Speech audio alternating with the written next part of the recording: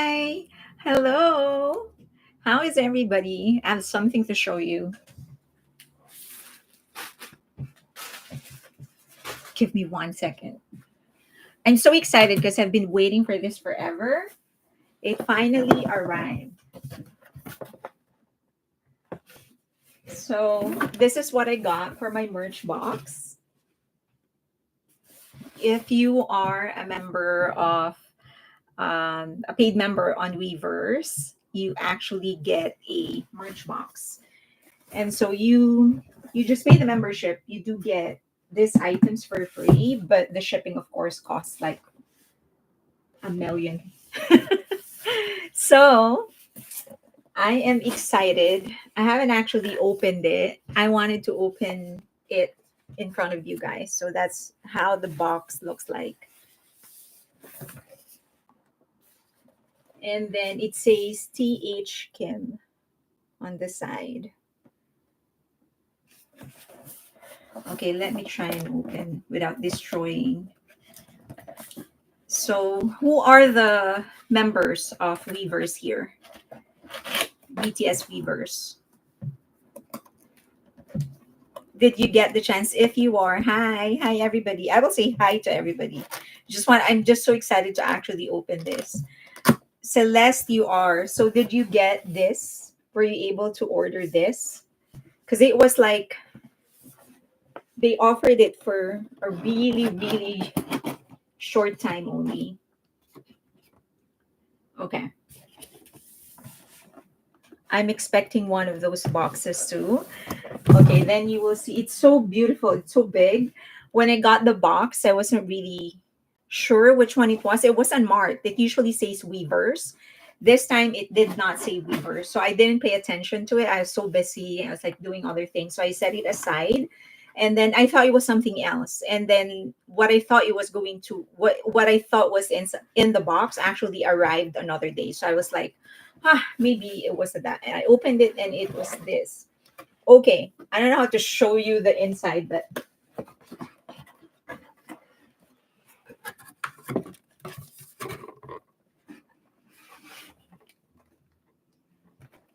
are you seeing it? That's the Boston box. Bag, sorry. That's how it looks like. It is beautiful. Okay, let me see. There's something here.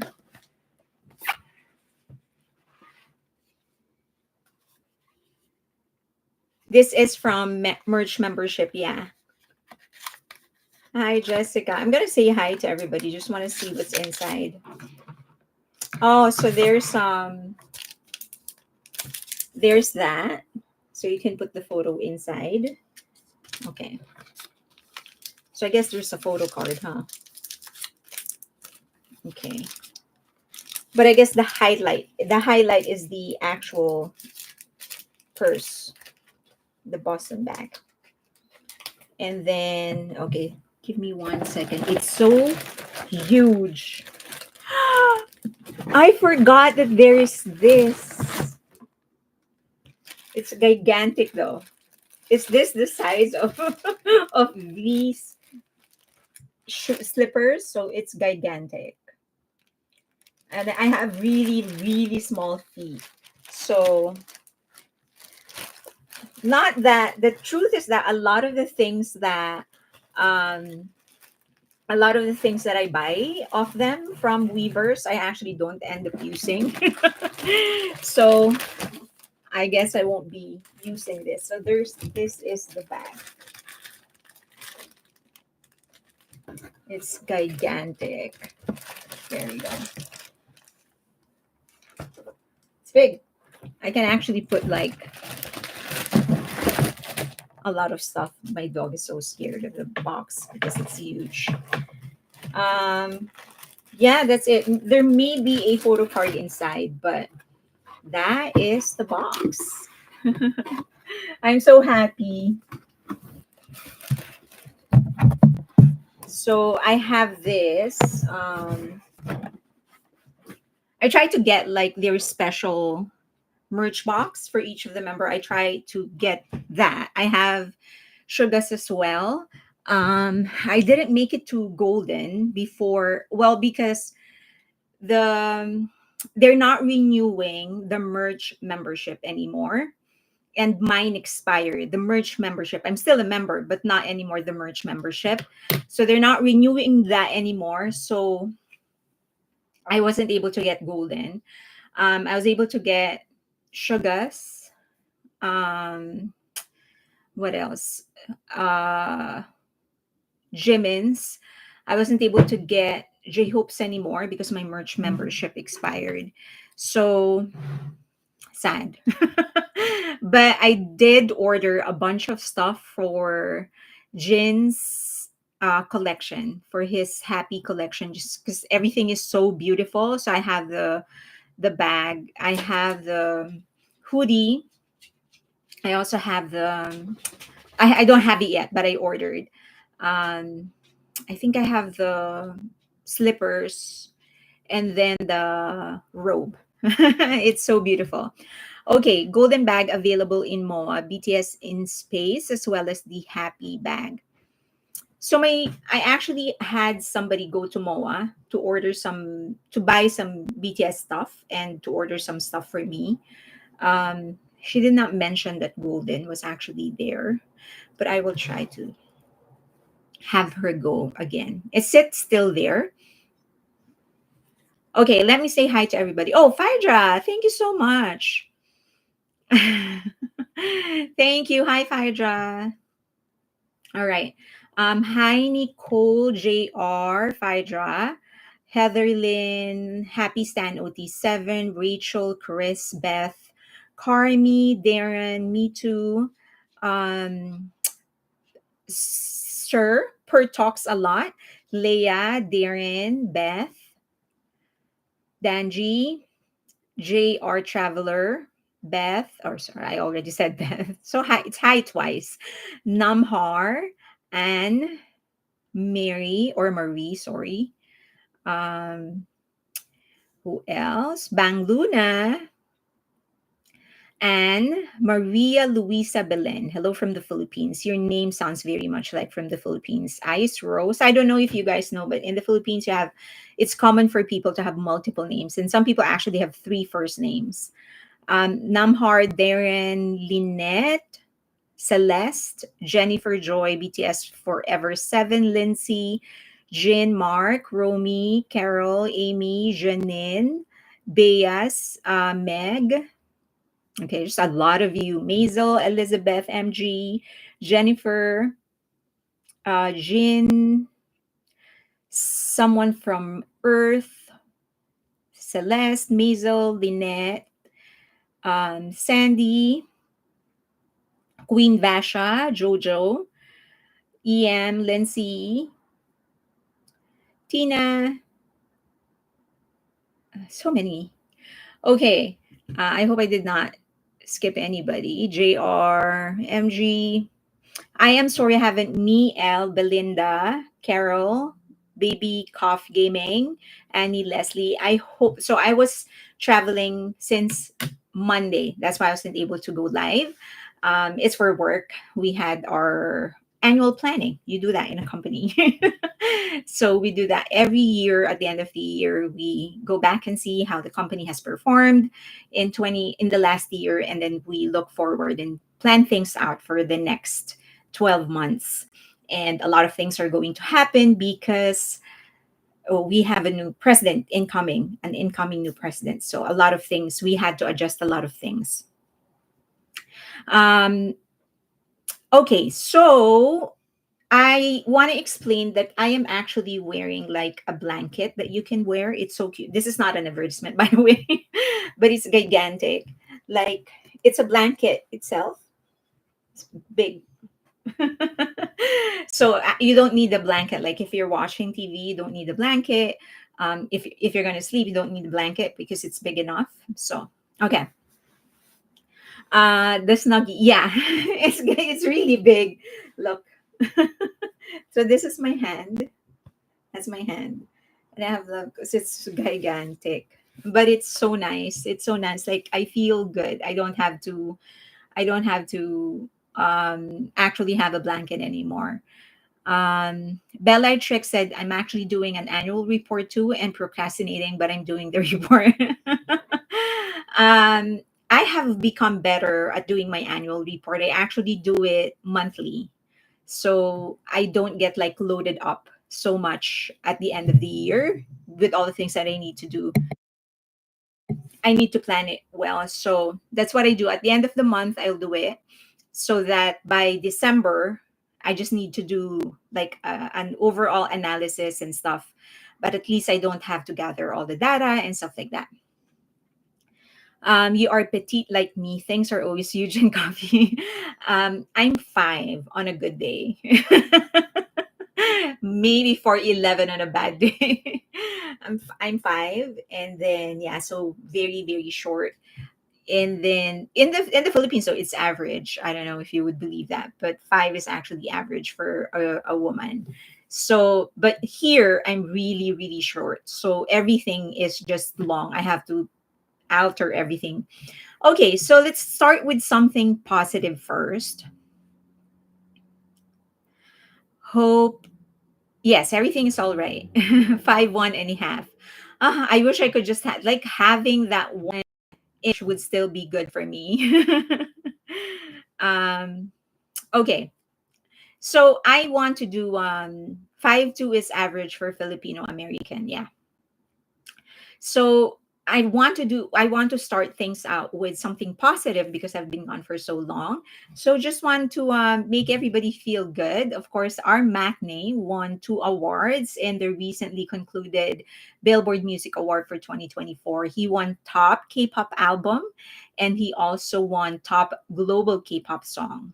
Now, I know a lot of people are like, why is he considered K-pop? It's not K-pop anymore. I mean, the song is not K-pop, and he certainly isn't just K-pop, right? He's a global star. So why are they continuing to box him in the K-pop category?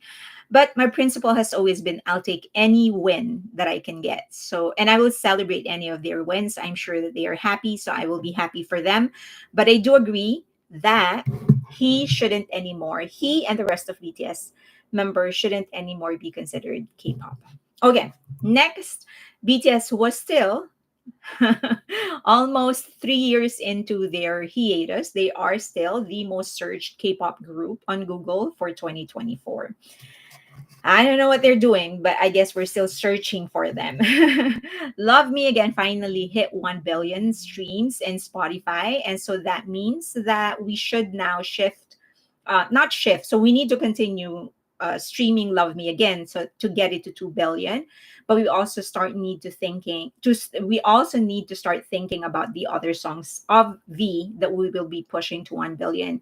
And as you know, I'm a huge fan of Friends. So it's going to give me an excuse to actually stream Friends. But some people are saying that maybe we should stream something else. But for now, I'm streaming Friends. Okay. Face hit the K. It's now certified 1 million for sorry, it has KMCA certification 1 million, so it's now platinum.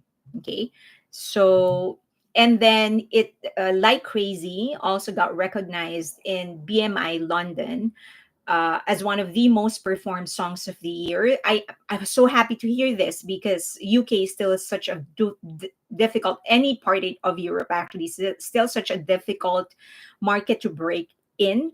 But the BTS and of course Jimin manages to do it. The only thing that I was sad about is that he wasn't there to actually receive the award. It was received by two of the co-writers of the English version of Like Crazy, and Jimin wasn't there because he's serving the military. So, okay. They released Calvin Klein's highest campaign media impact value, and it's no surprise here, Jungkook actually generated 13.4 million. So they definitely already got what they paid for Jungkook with the amount of money he brought in the company and the media value that he brought in the company, 13.4 million. Next is Jeremy Allen with 12.7, and then Jenny with 8.6 million. Okay. Surprising, Kendall Jenner is just 1.5 million. Okay. This is the 2024 year-end charts for BTS, and majority of it Jimin and JK. But we still had a few. So you have, let's see, year-end world album. BTS is there. Where else? Let's see. That's it. It's almost all Jungkook and Jimin, and they are part of BTS, so that is okay. For them to still be there 3 years, almost 3 years in after their hiatus, it's still a magnificent achievement. Okay, fastest song by Korean acts. So this is not just K-pop, but Korean acts in general to surpass 1 billion streams on Spotify. So Seven still holds the crown at 108 days. Who is 118? Dynamite 333. Standing next to you 367. Like Crazy 378. Love Me Again 490. And Butter at 409. So Love Me Again is the recent entry, 490 days, and it has 1 billion. It's time for us to actually start acting on Friends. Longest stint inside Billboard Hot 100 by a Korean native. Of course, we still have BTS. Oh, sorry. There you go. We still have BTS Dynamite at number one at 32 weeks. 31 weeks is number two, Gangnam Style by Psy. And then 50/50's Cupid for 25 weeks. And then we have a four-way tie at number four. We have Jimin for Who, BTS for Butter, Pink Fong for Baby Shark, and then One of the Girls by The Weeknd featuring Lily Rose Depp and Jenny. And then 19 weeks, number five, Jungkook. And then My Universe, Left and Right by Jungkook, Seven by Jungkook, I'm a Gentleman by Psy, Mic Drop by BTS, 3D by Jungkook, and Boy with Love by BTS, and Ice Cream by Blackpink. So I'm hoping I think it would still really be good for Jimin to be able to stay one more week inside Billboard Hot 100. According to mid-week prediction, he is at number 47, so he's steady. But we don't want him to go out yet. So if we can just continue streaming, please, so that he can stay there one more week. I think breaking the four-way tie would be good because that would mean a BTS member would be the one that would be taking the longest stint inside Billboard Hot 100 by a Korean native for 2024. I also feel that he deserves it. I mean, no shade with whoever, but he doesn't have streaming farms. They don't do payola, so I think it would be poetic justice for him to actually take that crown. Jin has a new business. Would you believe that? Okay, so iJin is, so if you can just follow their IG account, you can see the IG account now on the screen. Just follow it. And it is going to start operating, so you can actually go there and start buying stuff, primarily the drink that they are selling. It's gin. So I've always expected that he was one of the first ones that will really venture into entrepreneurship. I just did not expect that it was going to be gin. I mean, gin the drink, not gin the person.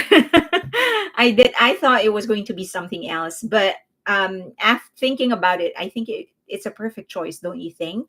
I think it's because it's such a niche industry, and he's partnering with such an established and respected person in the industry in South Korea. So I thought it's a perfect one. I definitely have plans in going there when I finally make my visit, most likely next year.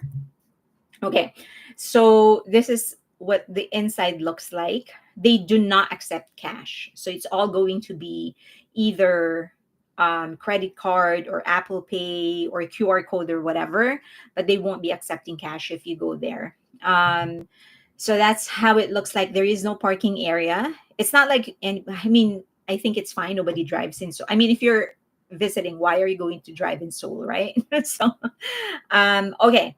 So, but please visit. If you go to their IG account, there is actually an address, so you know how to go there. All right. So, is there any other achievement that I've missed so far that I haven't featured in today's live? Okay, let's look at some of the comments. Why did Stray Kids copy BTS songs? Um, okay, so are you, Dayon, are you a member of my Patreon? Can you bring it back? Can you bring it back the States? Oh, can you bring back? Yeah. Yes, you can send liquor from another country into the US. Yes, I've done it before. So I'm pretty sure you can do it. You can't hand carry it. You're going to have to either ship it or put it in your check in, but you can. Have followed IGN account. Yeah, please follow the account. Please, please. And if you're going there, give it a visit. If you can buy, please buy. I haven't really had any alcohol in such a long time. I'm talking maybe 6 years. I'm not like staying away from it. It's just that I don't feel like it.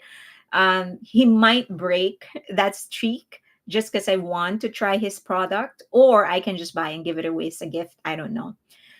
Um, V's Winter Ahead is number one on Holiday Billboard. Oh, okay. That I haven't seen. I will check that out and I will feature that in my next live stream.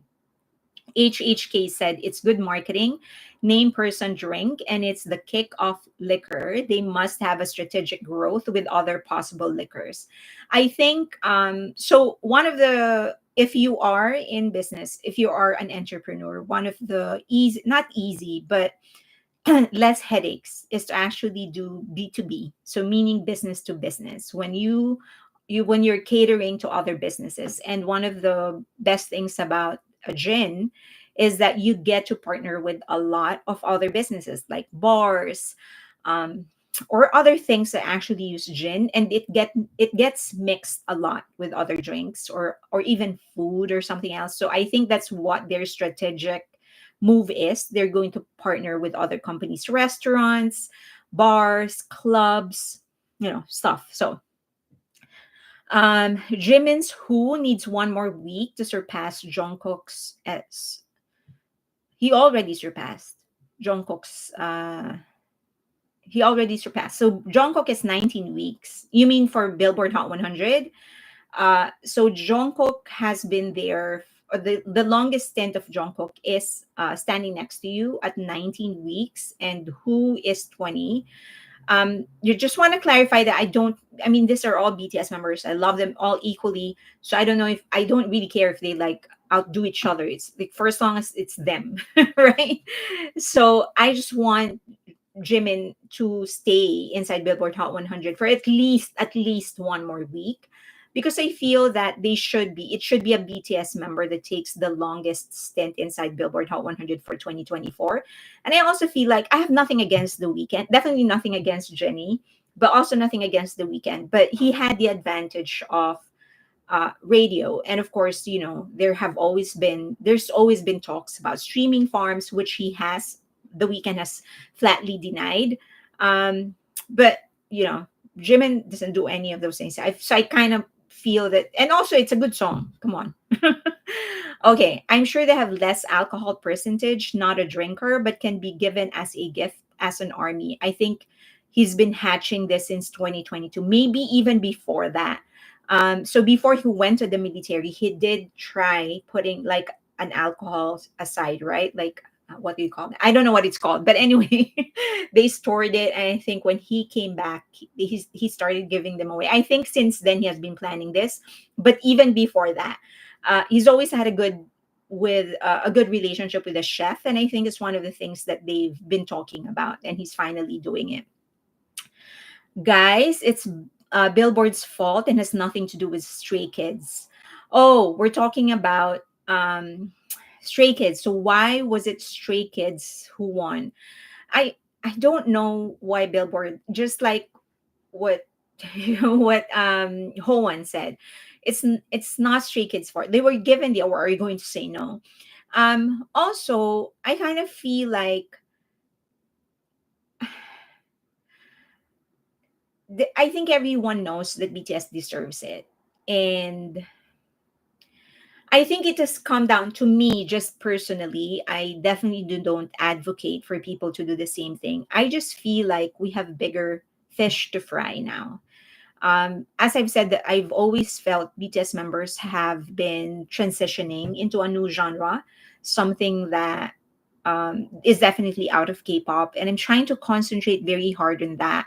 I'm trying to concentrate now on their legacy, on what they will become, what they will be known for once, 10, 20 years from now, what will be they will be known for. And there is so much in their music that people don't understand. I kind of want to like really focus on highlighting the quality of their music more than fighting other fandoms over awards. So when Stray Kids won, I didn't really think about it. Number one, Stray Kids worked very, very hard for their keep. So I'm not gonna like discredit their success. Um so that's where I am in this whole thing. That's why I wasn't really stressed about it. Do I think BTS deserves it? Definitely. I definitely think BTS deserves the award. The truth, if I am going to say one truth out there, I'm just going to say that no one has been more successful than they are as a K-pop act, or even as a Korean act in general. No one has been more successful commercially, critically. No one has been more successful. So definitely BTS deserves more award. In fact, um, their quality, the quality of their music is better than probably 95% of the rest of the industry. But more than anything, I wanna at this stage, I really just wanna sort of concentrate on the quality of their music. Like for the Beatles, when they were new and when they were at the peak of their career, they were also getting criticized, and they were actually getting called the boy, well, before the boy band term existed, but they were also getting criticized for being good looking, young, and whatever. But um but now we know how respected they are. I want to make sure that it doesn't matter, right? That nobody, when you mention the Beatles, nobody asks about like how many Billboard awards did they get, or how many Grammy awards did they get, how many number ones did they get. Nobody asks about that anymore. It's just that they're so respected that like it wouldn't be surprising for them to make it in anybody's top 3 list of all, like the greatest artists of all time. Nobody will probably bat an eyelash if they are mentioned in the top 3, if not the top 1. I'm sort of focusing on that now. Like I want to make sure that everyone knows the creative excellence of BTS. So when it comes to awards, I don't really stress about it. Now, there's someone was telling me something like Fairy Lane, I agree. Danji 7735, I agree at some point BTS should be beyond chasing Billboard, AMA, etc. awards. Yeah, but I'm not saying that it is not important, right? I mean, we know how the media play up these things. So I'm not saying absolutely that these things are not important. It's just that for me it is not as important as making sure that the quality of their music is actually recognized. And I'm just one person as of now. So I can only concentrate on one thing, and I choose to concentrate on that. That is why I started a series about looking back into the different songs of BTS, because I want that to be the main focus when people are talking about BTS, the quality of their music over just any kind of statistics. Like I mean, can you argue about the success of Golden? It's like it's been out for like a year and it's still breaking records. Can you argue the 20 weeks inside Billboard Hot 100 of Who? Can you argue that jazz album of V became the best selling on the first day jazz album of all time, the globally? Like these are the things that like I want to concentrate on if we're going to talk about records. I don't want any more qualifiers. I just want like the general big achievements for them.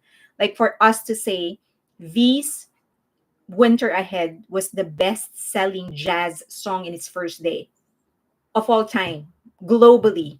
I'm like, that is that we need to celebrate that. Why are people not celebrating that?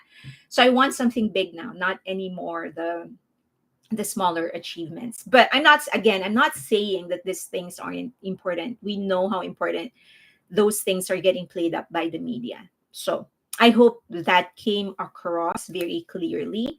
I'm not and also I hope that just as a fandom we become more supportive of other people that are trying to follow the footsteps of BTS.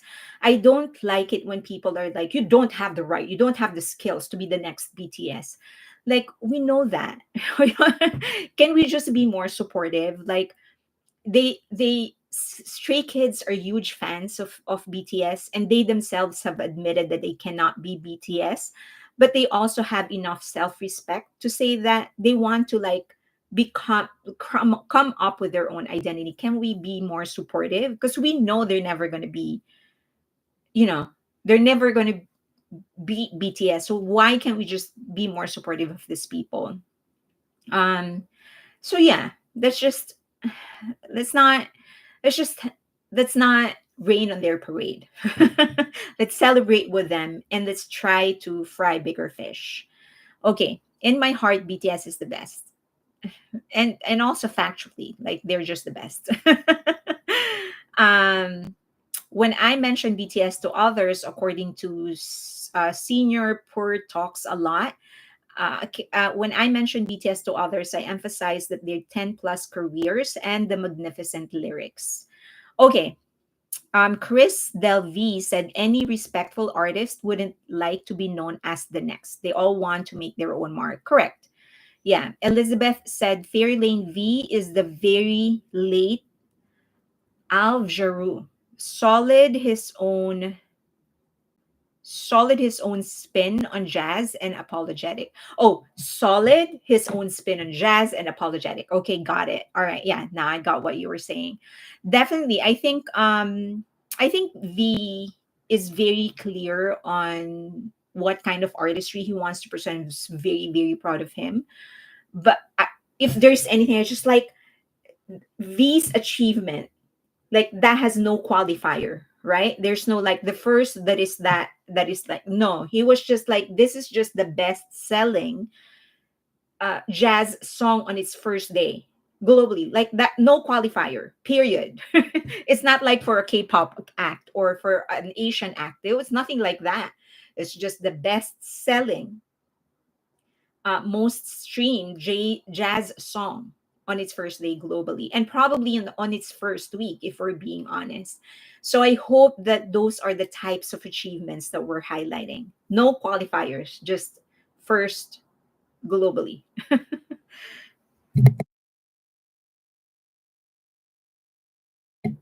Besides, Bea said, besides, we give the award more weight just by engaging with the conversation. Correct. Yeah. My mother, Janine said, my mother was one of the streaming teenagers that saw the Beatles in concert. I was brought up on their records. I love the Beatles. So if you actually follow my playlist, so they're actually one of my fillers. Some of the songs that I recommend to other people. Like if somebody asks me, like, give me a song that you would recommend, a song of the Beatles that you would recommend. So those are the songs that I included in the playlist. So that would include Come Together, Strawberry Fields, Blackbird, many songs there. So if you follow any of my playlists, they're there as fillers. Hoan said, I love that they have become the artists who can make songs they like. Very, very proud. And we're going to talk about RPWP in a bit. First, let's talk about so the Korean management. No. So there's the okay, what was the name? So there are New Jeans is now being the KMCA, is that the right, am I? So KMCA actually wanted to blacklist New Jeans. They said they are going to stop counting the albums, and they will stop reporting the albums and the streams of New Jeans, and they are encouraging broadcast shows or broadcast companies and different shows from inviting New Jeans. They want these kids and the three members of 50/50 to be blacklisted. Okay. So um a lot of people are questioning, isn't this a violation of the JYJ Act? So if somebody in position is encouraging somebody, broadcast company and brands, if they are being encouraged to blacklist somebody, isn't this a violation of the JYJ Act? So I wanted to talk about the JYJ Act because a lot of people have been asking me about it. Okay, let me just show you. Okay, but first, did you know about this issue? It's the Korean Music Content Association. They are urging K-pop award shows and music programs to boycott New Jeans and a Bloom. So a Bloom is apparently the name of the group that Sienna, Seo, and Aran from the former members of 50/50. That's the group that they formed, and they want them to be blacklisted future activities in order to prevent future tampering attempts from other K-pop acts. Okay, so that is what the issue is. Okay, so if people are asking, isn't this a violation of the JYJ Act? All right, so for us to understand if this is a violation of the JYJ Act, we need to first understand what happened with JYJ and TVXQ. On your screen right now is TVXQ. At least this is the original lineup of TVXQ, 5-member group. I know a lot of people are talking about Big Bang being the most popular and most successful boy band of all time from South Korea before BTS. They weren't. It was actually TVXQ. If you look at the numbers, they were really raking it in. They were so big. And they were big in Japan, which is the second biggest music market in the world. Okay, so they were, I don't know if you've listened to the music Myrotic, the song Myrotic, but if you haven't, please check it out. Still one of my favorite songs of all time. So the three members of TVXQ sued SM. So they also called for a press conference to announce that they are suing SM Entertainment. Danji said, "My erotic kills. It still slays to this day." Oh my God, it's such a beautiful song. People, you need to watch it. You need to listen to it. It's such a beautiful. It's such a bop. I know you hear that a lot. Oh, this is a bop. No, this one is a real bop. I tell you. Okay, so the three of the 5 members announced that they were going to sue SM Entertainment. These 2 members, Chang Min and did not. That is his name. That they didn't sue, so they decided to stay with SM Entertainment, and they became very very successful. Now, during the lawsuit, some things came to light. One of which is that idol contracts actually usually last 13 years.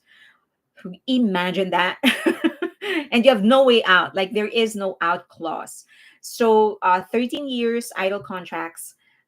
Second thing that came to light is that idols is how idols actually get into debt. So during that time, no one really cared about these things, and suddenly people realized, oh my God, idols actually get into debt.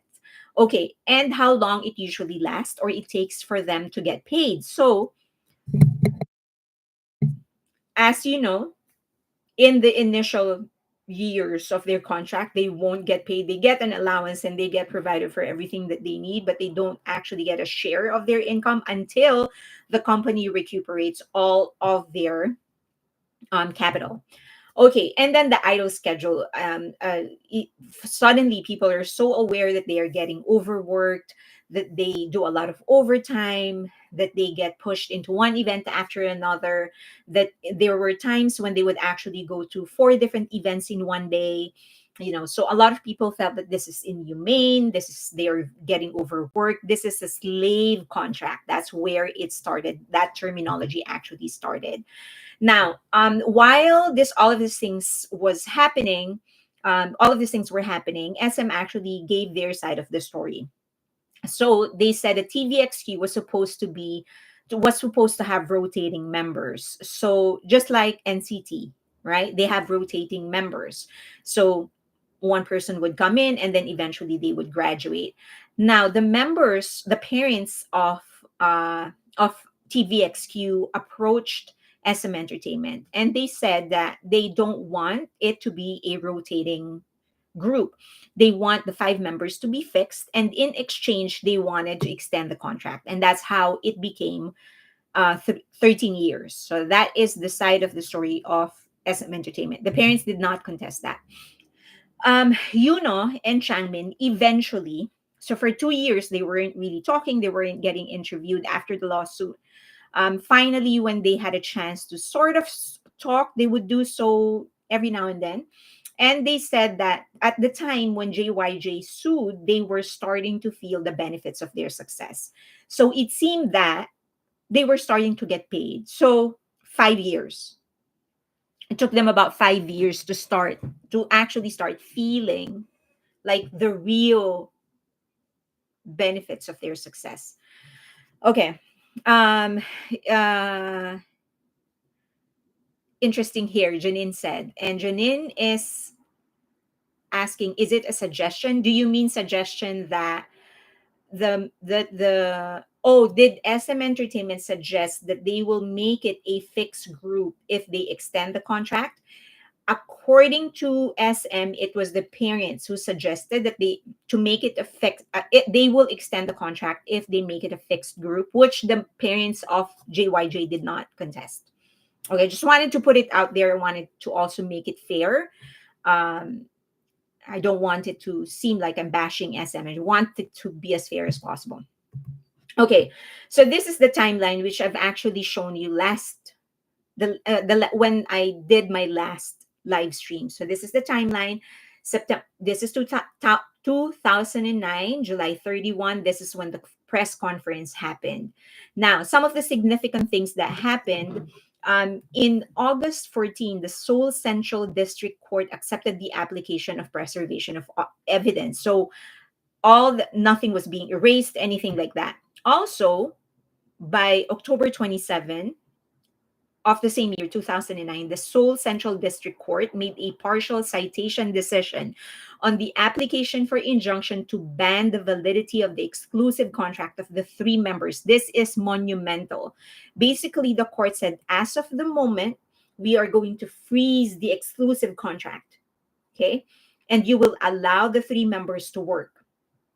So that's essentially what the Seoul Central District Court said. Okay. And so next, the AVEX, which is the partner of SM Entertainment in Japan, signed the three members individually. And they announced that they are signing the three members individually. SM then sent a letter requesting Warner Music Korea to stop producing and distributing JYJ albums worldwide. So they said they are still under contract. You're supposed to not ship their albums. So this happened a year after. So SM files a lawsuit against Warner Music Korea for injunction to ban the sales of JYJ album. Now, about 2 weeks after, SM withdrew the lawsuit. Okay, now the Seoul by 2011, so 2 years after the court, the decision, sorry, 2 years after the filing of the lawsuit, the JYJ and SM signed an agreement, and all lawsuits were dismissed. So everyone stopped the lawsuit and they just agreed on something. Also, the Seoul Central District Court said that SM cannot intervene with the work of JYJ. Like, you can't stop them from working. And if you do, we're going to fine you. So, and then after that, lawsuits continued. But 11/28/2012, JYJ and SM signed an agreement, and then no more lawsuit. So what was the agreement? That JYJ will pay SM Entertainment a percentage of their income until they pay off the penalty.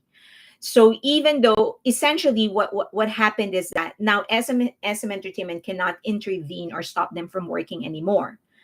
But they do need to give a percentage of their income to SM Entertainment. That was the agreement. And they had to do that until they actually pay off the debt. And then JYJ eventually was able to work in Japan. Now, with the decision or the decision of Seoul Central District Court saying that Entertainment cannot interfere with JYJ's entertainment activities, what happened? Um, the broadcasting law revision happened, meaning they actually revised the law in order to accommodate the things that they found out and realized based on the lawsuit. So, um, the law said the revised law explicitly prohibits broadcasters from blocking or restricting certain entertainers from appearing on programs without justifiable cause. So you can't tell them to not just, unless there is justifiable cause. This is the magic words, justifiable cause. Okay. This aimed to prevent situations where entertainers or artists were informally blacklisted due to disputes with agencies, personal issues, or conflicts that had no legal or professional basis. All right, so make that clear in your head. If there is no legal or professional basis, you cannot stop them from working. However, you can if there is justifiable cause according to the law. All right, and justifiable cause has to be legal.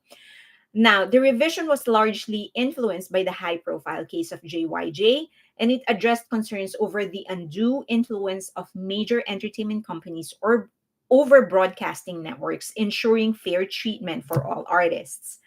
Broadcasters are now required to ensure fair access to artists and entertainers unless there is a legitimate reason to deny them participation. Is that clear? You can intervene if there is justifiable cause, and that has to be legal. There has to be professional basis. So you can't ban people from doing their work unless there is a legitimate reason. And that's where the contention will happen. This thing that the Korean Management Association, Copyright Association is actually requesting, do they have justifiable cause for doing it? Why are they asking broadcasters from hiring New Jeans and a Bloom? Do they have justifiable cause? Their justifiable cause is that it's going to affect the entire industry. Okay, let me see if I can show this to you. If you're going to set a precedent, the magic word again, if you allow somebody to set a precedent, and in this case, the precedent is that they can just terminate their contract. If you allow them to set up a precedent, it's going to discourage investors from investing in the entertainment industry in Korea because they would think that their investment isn't protected. So anybody can just say, oh, you're mistreating me, you're in breach, terminate the contract. So as an investor, is that something that I want? If I know that that industry is not protecting my investments, then most likely I'm not going to go there to invest anymore. Given that Korea is a free market, that's a huge thing for them. They rely a lot on external investors. Okay. So going back, TVXQ, after they made a comeback, TVXQ is now two members only, Changmin and Yuno. They continue their success. They continue to dominate Japan. To this day, they are still very, very successful in Japan. And it was as if nothing happened. Like their fans were still, Cassiopeia is the name of the fandom. On the other hand, even after the revision of the contract, Kim Jae-jong, one of the three members of JYJ, or one of the three members that sued SM Entertainment, actually wasn't able to perform in broadcast or be a guest in mainstream media, mainstream channels in South Korea until after 15 years. This year was the first time he ever made an appearance in a TV show in South Korea. And 16 years was what it took for them to be able to come together to perform in Inkigayo. 16 years. And that law was in place. Okay, that's SM Entertainment for you. They weren't supposed to interfere, but Jejong wasn't able to get into any variety show until this year. Imagine that. That law is there. Okay. So the question is the call for a boycott justifiable? All right. Um, and this is just now my personal opinion, and I also would love to hear yours. Okay, for me, it isn't an ideal situation, but it is justifiable. The last thing you want is to set a precedent. Again, that word, you don't want to set a precedent that would put anyone at a disadvantage, not the artist, certainly not the investors. So if you allow anybody to try and just terminate their contract for whatever reason, then my investment isn't going to be protected. So that is not something, that is not a precedent that I would want to set. Supposedly, what the ideal situation is for these two camps, New Jeans and Adore, to actually reach a compromise. But New Jeans actually refuses to talk with Adore. They listed demands, and many of those demands actually are just simply unreasonable. Um, and no investor will put their money in something that won't protect their money, right? If I am going to invest in a business, I want to make sure that this country is actually protecting the rights of investors and is actually fostering an environment of entrepreneurship. The demands of New Jeans were plainly unreasonable. Number one, let us not forget that all of this started because they insisted on bringing back Mama Roach as a CEO. Everything else in their demand was actually out of place. That is the only thing that they want. They want Mama Roach back as a CEO. And then they just put everything in there to make their case a little thicker. The supposed ignore them incident can neither be considered bullying nor is it provable. There, just because someone said, "Oh, ignore her," is that bullying for you? Like that? That's like, it happens like 20 times a day to some people. This, it's not bullying. It's just somebody saying ignore her.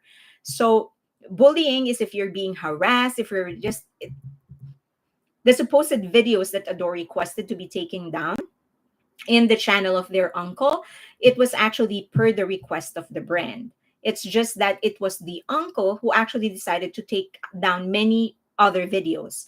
So to Adore, it was like we asked him to take out one video because the brand actually didn't want to be in the video. He was the one who took down all the other videos. The PR article was a request for correction. So what do you want? For the article to not be corrected? They are going to be, if I am an investor, a stakeholder in that company, and I learned that New Jeans actually sold $1 million, I'm going to expect that that's going to show up in my dividends or the earnings that I am going to get at the end of the year. If not, then I'm going to hold you liable for lying and still require you to pay me. So that was necessary for them to be corrected. The internal document was a landscape review. Everybody does it. Number two, again, this is a precedent, right? So this was created by Hybe, not Adore. That document was created by Hybe, by Weavers, not Adore, or even Hybe, given to everybody else. Now, they're saying that in that document, there was a clause saying that they should get rid of New Jeans, or they are going to get rid of New Jeans.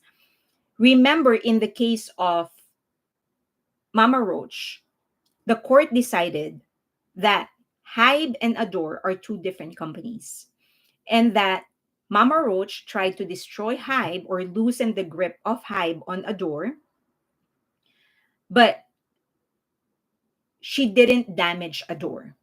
So that's already a precedent. According to the law, according to the court, Hybe and Adore are two separate companies. The court already decided on that. So you can't contest it because the court already said those are two separate companies. Number two, in Mama Roach's case, the court said she may have planned, but she didn't execute. So that is not breach because she didn't push through with her plans. Or at least you weren't able to prove that she pushed through with her plans. So then Adore or Hybe can use the same argument. That document may have contained what you think is us getting rid of New Jeans, but we just thought about it. We did not execute. You can't treat that as breach. Again, that's how important precedent is. So in this case, in the case of Mama Roach and New Jeans, Old Shorts, if the court allows a termination, a unilateral termination, you're going to set up a precedent and other artists will be able to use it. And as an investor, that's not something that I want to happen. I want people to fulfill their end of the bargain. I want them to fulfill their duty according to what is written on the contract. And if people are going to contest that, we're going to go to court. You're not just going to write me a letter signed by everybody else and say that that's it. No more contract. That's not how I want to operate. I want contracts to be honored, and that's very important in a free market. Old Shorts were given all the advantages hardly found in other companies: no debt, brand deals, priority in office and working spaces, premium living conditions, and revenue share as early as their first year. That is not mistreatment. If you want to enjoy the benefit of a company's influences and resources, and this is me as an entrepreneur, if I have influences and resources and you want to enjoy it, you're going to have to fulfill your end of the contract. Okay, so do you have questions about this before we get into VCHA?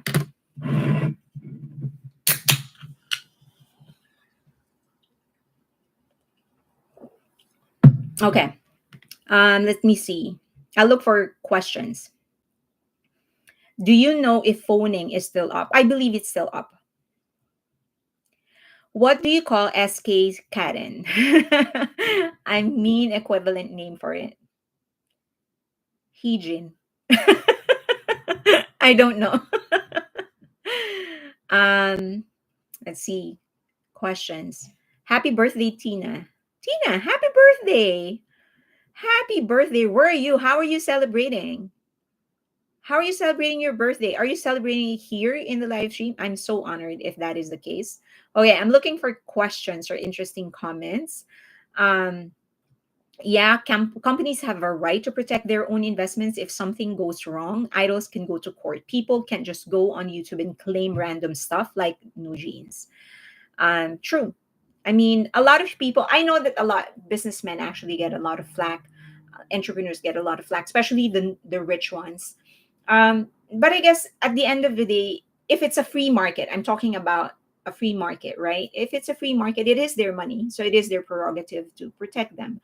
You can't ask people or demand people to give away their money just because they have a lot of it, right? It's a free market. So you can't do that. In a socialist country, you can do that. In a communist country, you can do that. But not in a free market. My money is my money. I made it fair and square. You might think it's not fair, but still my money. So you're going to have to protect their money the same way you protect anybody else's money. You don't want, if you're a smaller entrepreneur, you still want protection from your money, even if you have less than the big ones.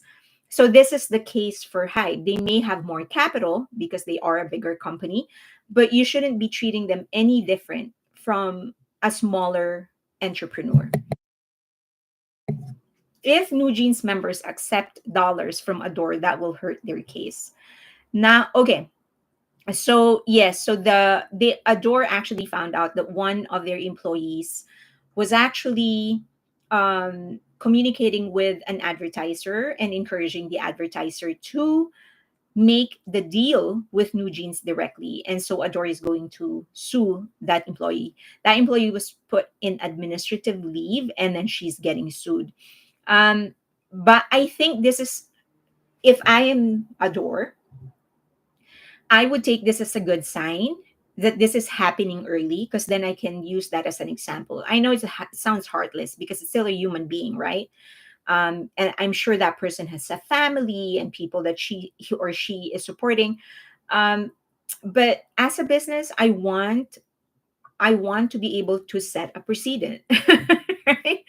And I want to make it clear that if you tamper with my assets, I'm going to drag you to court. So it's good that it's actually happening, from the point of view of Adore. It's good that it's actually happening in this setting when it's actually an employee and not a bigger company, because then it's going to be easier for them uh, in court, right? Okay. Let's see. Let's look for questions. Cloud and coffee. Plus, we only saw parts of the internal document, and some of the contents was years old. It's really just I've seen the entire document. It was translated for me, and it was really just a landscape review. And just like any other marketer, the author was giving his inputs, like solutions to the problems that he found. Like if you go and do a survey, right, you'll come up with, like, you'll generate some problems or some issues from the market itself, and so your job as a marketer is to provide a solution. So that was what he was doing. He was providing a solution. Many of the things that were published were taken out of context, like that get rid of new was not, it wasn't him saying that let's get rid of new jeans. He was simply saying that as a company you cannot rely on just one brand. That's what he said. And that was what he meant. And that's what he was saying, that we need to continue building up many brands so that there is no one brand that has power over the company. And he said that we already have that. And then we need to continue doing that. There is nothing wrong with that. Okay, Hanny's Korean is horrible, so I can trust that she didn't misunderstand in the first place. I, she made an accusation that she can't prove. So I'm like, I'm not going to put any credence to that. If you can, that's just, I can make any kind of accusation. I can just make any kind of claim, right? And then not be held responsible for proving it. That's not fair. As an army, I can like more than one group, band, or artist. I appreciate a lot of art. Asian artists, Stray Kids being one of them. I love Stray Kids. Okay. Could it be that Old Shorts and Mama Roach are delaying any response or move in anticipation for possible government change, in the hope that officials close to them will make it harder for Adore or Hype? Um, it's in the court. So the government does not have anything to do with the court. I mean, the legislative department or the executive department cannot influence, should not be able to influence, of course, what is supposed to happen isn't always what's happening. But in an ideal world, they don't have any kind of influence over over the court, the judiciary department. Now, the other thing is that even if they change the law, you can't you can't prorate the law. You can't make that take effect on the past events. So you can only, like, when the law changes now, everything that happened prior to that still happens. So that's going to follow the law, unless in certain cases. But generally, then that law gets implemented on retroactive. Yeah, you can't implement it retroactively. It can only move forward. So that happened already. That's going to follow the old law.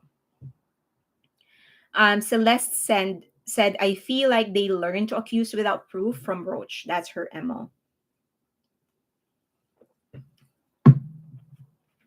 Definitely. So in her shaman and her text messages with the shaman, oh no, sorry, not the shaman, but the vice president, she did say that all you need is for that to hit the headlines. And even if it gets disproven, that's fine. It's already there.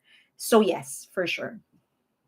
I think once MHJ starts losing her lawsuits, NJ will really start to see the rock and hard place that they put themselves in. Um, let's remember that there may be one member already that's in that position where that person's like, maybe I'm not doing the right thing here. So let's not forget that. Second is that um, maybe they're going to see that, but I think it's also going to be mostly with Mama Roach showing her true colors to the girls. I don't think she's going to stick it out with them. Um, uh, Old Shorts is a incidental asset for her. But if she finds something else, she would go that route. She's not going to fight for these girls. And I think that's what's going to hit harder for the girls. Do you think Old Shorts will compromise with Adore? Probably in the same way JYJ did. They're going to reach an agreement. That could happen. Um, yeah, that could happen. If they reach an agreement, there's going to be most likely a gag order, so neither party can talk about it until like 20 years or something. Okay. It's exactly the sort of thing when a spoiled child is being a pest, just ignore her. Okay, I think any members that want to leave, I feel like a parent is trying to protect one of the members. All right. Danji said, Fairlane, which member of Old Shorts do you think wants to jump ship and renegotiate with Adore and Hybe? They're saying that it could be the parent of the member that contacted dispatch could be Yerin, because the family is actually a little bit into the corporate one. So I kind of agree. If it is her,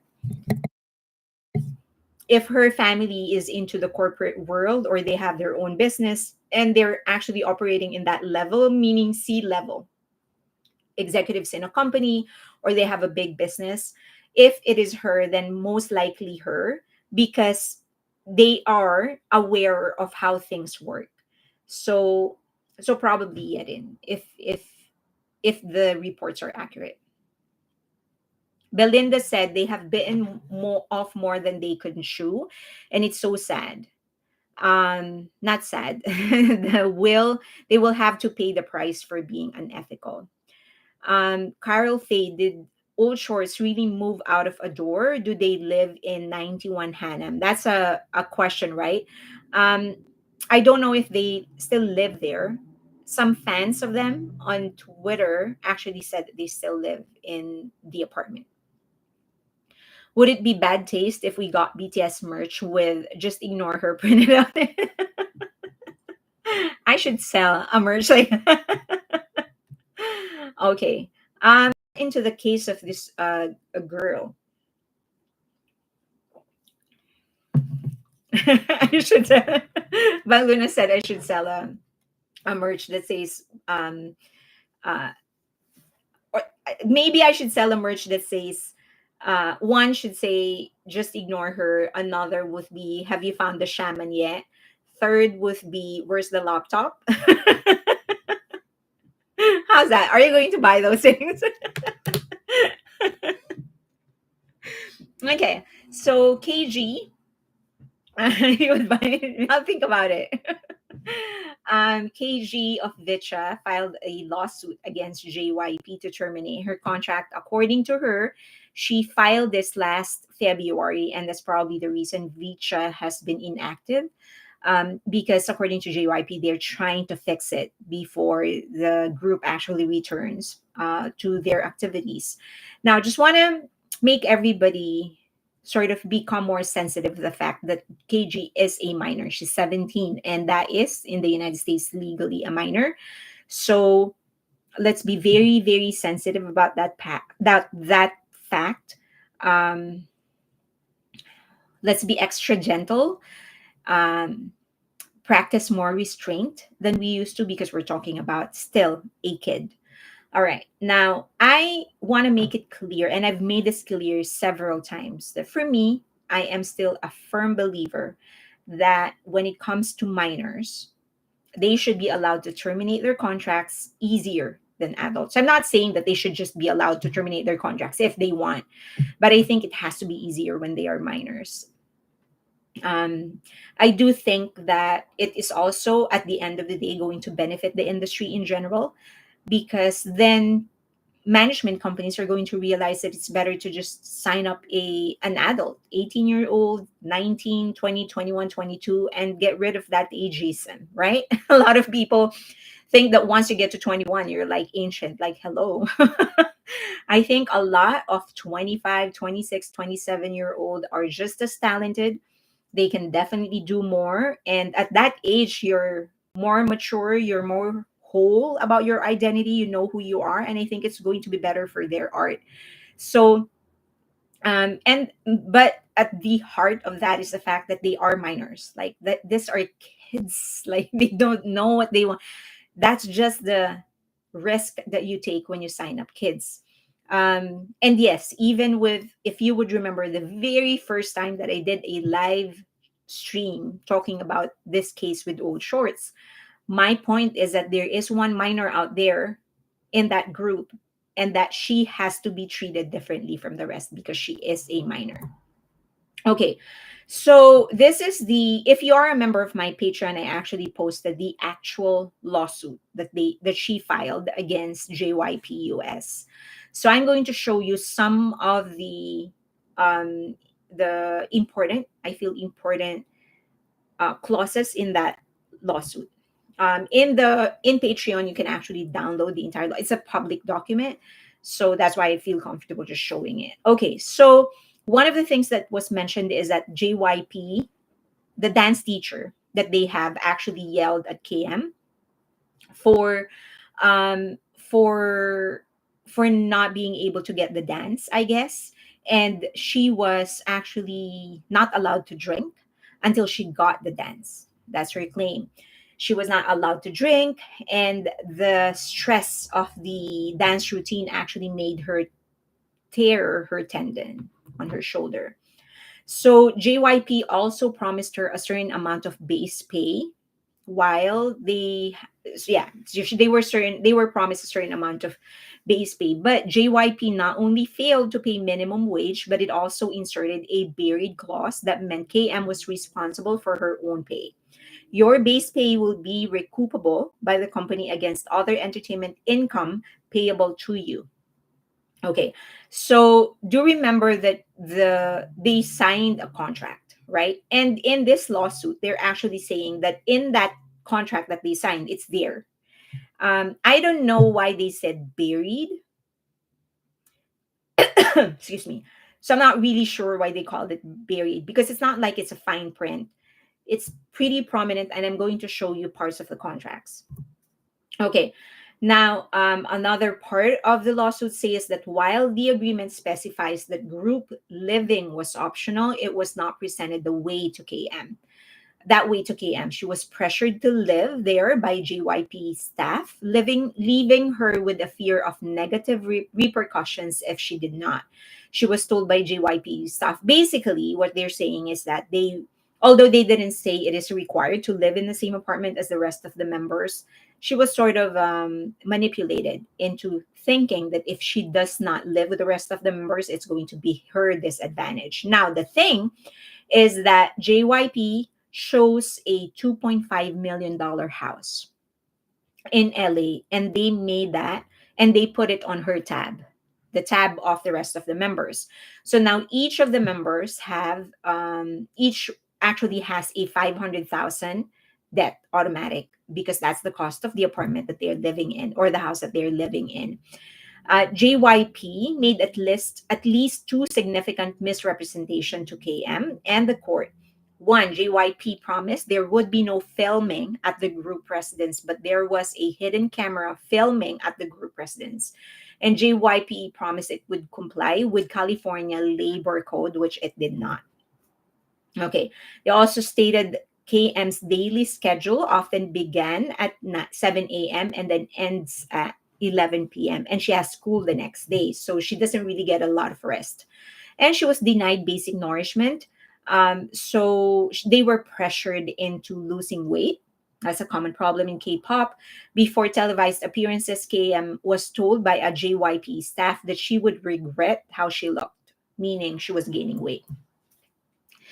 The hours of forced repetition caused to tear a tendon in her shoulder. So this is about the practice was excruciating. Yet the company continued to force her to work through the injury. This was not an isolated incident throughout her time at JYP. KM and other members of VCHA were repeatedly forced to break, to dance, and perform with severe injuries. And this is part of the conversation that she had with another member of VCHA. Okay. There was an attempt in 2024. I'm going to quickly just mention this. I don't want this to. So there was one of the members took 42 pills, and it was an attempt to take her own life. JYP controlled KM's everyday life, including her one day off each week, which is a Sunday, requiring her to submit plans for her day off. Okay, JYP claimed by April 2024 that KM's work and efforts had earned her an accumulated net income of approximately minus 504,543, meaning they haven't yet broken even. All the expenses that JYP put forward, JYP has not recuperated yet. So she's still in debt of 504,543. And then they actually went through the different appearances, guestings, performances that they did, and they're questioning, well, with all this money we're still in debt 500,000. So these are some of the lawsuits that they are filing: violation of California child labor laws because she's a minor, failure to pay minimum wage, failure to provide meal and rest breaks, failure to provide a safe work environment, wage theft, overtime violations, unjust enrichment, conversion. So there's actually like, I don't know, like 19. So there are maybe more. Yeah, probably more. If you go into Patreon, you can actually download the actual lawsuit. Okay, so these are parts of the contract. This is not the entire contract, just parts of it. Member personality. You acknowledge and agree that you may be assigned a designated character and personality. This is such a weird thing for me to read. Which designation may require you to, for the duration of the term, go by designated moniker, member name, maintain a physical appearance and personality demeanor that is consistent with your assigned character. Imagine that. So if they say that you're the quiet one, you have to be quiet. Danji said, Fairlane, I believe her, and I hope that this puts an end to JYP, aka Stel. He only cares about the bottom line, and he indebts these young people to him. Okay. But like, isn't this like weird that they are going to assign a personality to you? But this happens not just in K-pop, but also in the Western industry. Housing and relocation. So this is the actual contract. You acknowledge and agree that for the duration of the term, you will be required to reside in Los Angeles area within reasonable driving distance of company's office and group practice facilities. So you're not saying that you have to live in the apartment. They're saying you just need to be close. You also acknowledge and agree that company has determined, based on its long-standing experience developing and producing highly successful singing groups, that a group residential setting is a key element to the development and success of singing groups and their individual members. Therefore, for the duration of the term, company will provide you the opportunity to reside in the residence shared with other members. So it's not required. They're saying that we're going to provide you the opportunity. Okay. You acknowledge and agree that your guardian, because she's a minor, she has a guardian, must also reside with reasonable driving distance from the residence of the group. The group's members' guardian, they're going to give them a relocation fee. This is what that clause says. Social media, you acknowledge and agree that during the term, companies shall have the right to require you to deactivate and protect from any public viewing or access all of your then existing active or dormant social media accounts, including without limitation alias accounts, Finsta, etc. Okay, so I have control over your social media accounts. Third-party agreements. It is the sole discretion. What this is saying is that it is the sole discretion of the company who to work with. in her behalf, and that they need to sign everything, that they know they don't need to consult her. So they are the ones that are signing the contract, basically. Initial period, it's actually 4 years, much shorter than the 7 of K-pop. And then they have the second option of actually extending that for another 3 years. Without limiting the generality of the foregoing, I love legal terms. Company and any person or entity designated by company shall have the exclusive perpetual right throughout the universe to manufacture, sell, distribute, transmit, and or advertise goods and services embodying the work under any trademarks, trade names, or labels, and to license, convey, and otherwise exploit the works by any manner. So a lot of people are questioning this, like in perpetual right throughout the universe. I just want to let you know that this is a standard clause in any kind of contract in the US for an artist. So yeah, it is kind of like perpetual throughout the universe, but this is a standard clause in any artist contract in the US. Okay, you hereby grant the company and its licenses and assigns the irrevocable perpetual right and license throughout the universe to use your name, sobriquet, likeness, photograph, caricature, avatar, voice, etc. So they're basically saying that even if Elon Musk actually succeeds and put life on Mars, and you start a career in Mars, they still own that. So I'm laughing about it, but this, as I've said, is a standard part of any kind of contract in Hollywood, not just in the US, not just in K-pop.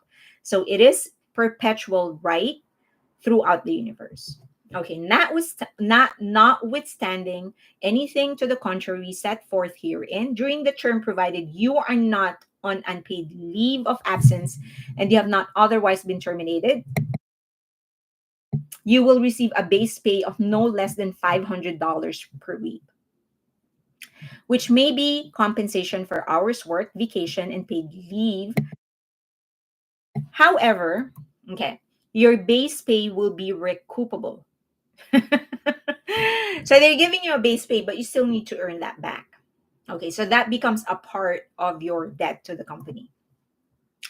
So this is the minimum compensation that they are guaranteeing: $9,000 first year, $12,000 second year, $15,000 third and fourth and fifth, sixth and seventh. Okay, that's just the base pay. All right, do you have questions about it?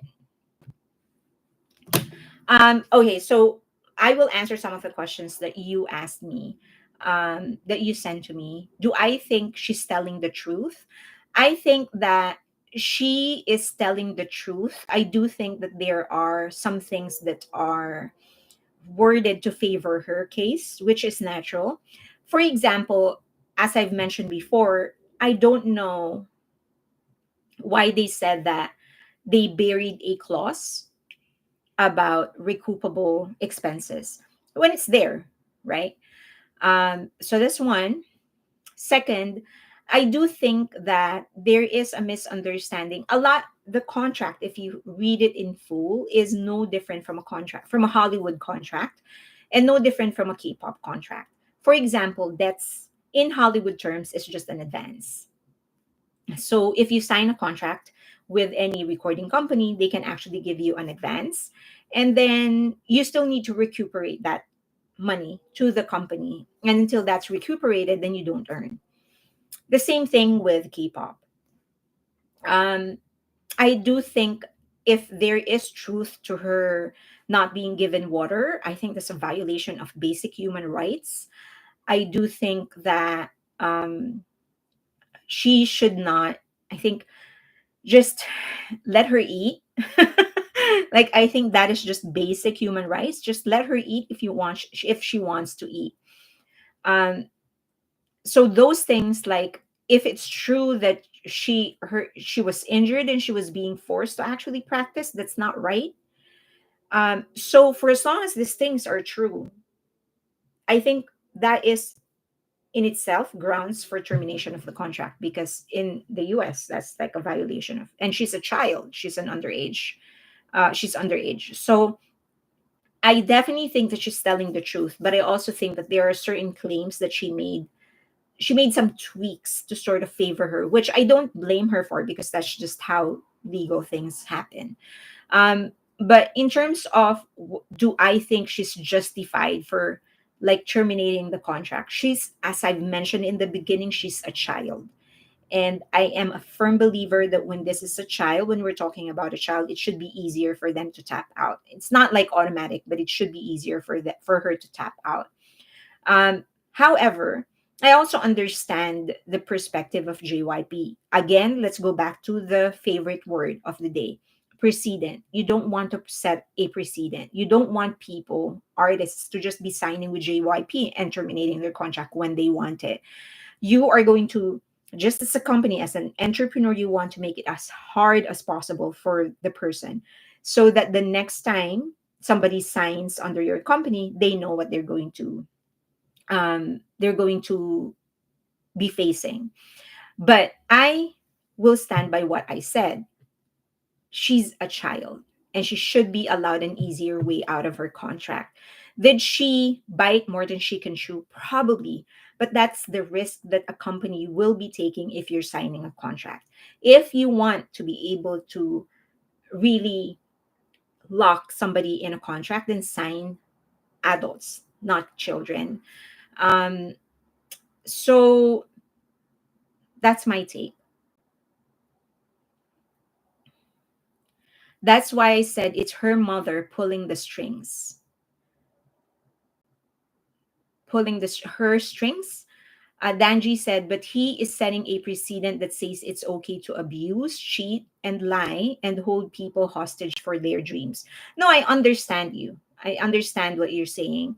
And as I've said, if those things are true, that she was not allowed to drink water while practicing, I think that is absolutely unacceptable. Like she was not allowed to eat, absolutely unacceptable.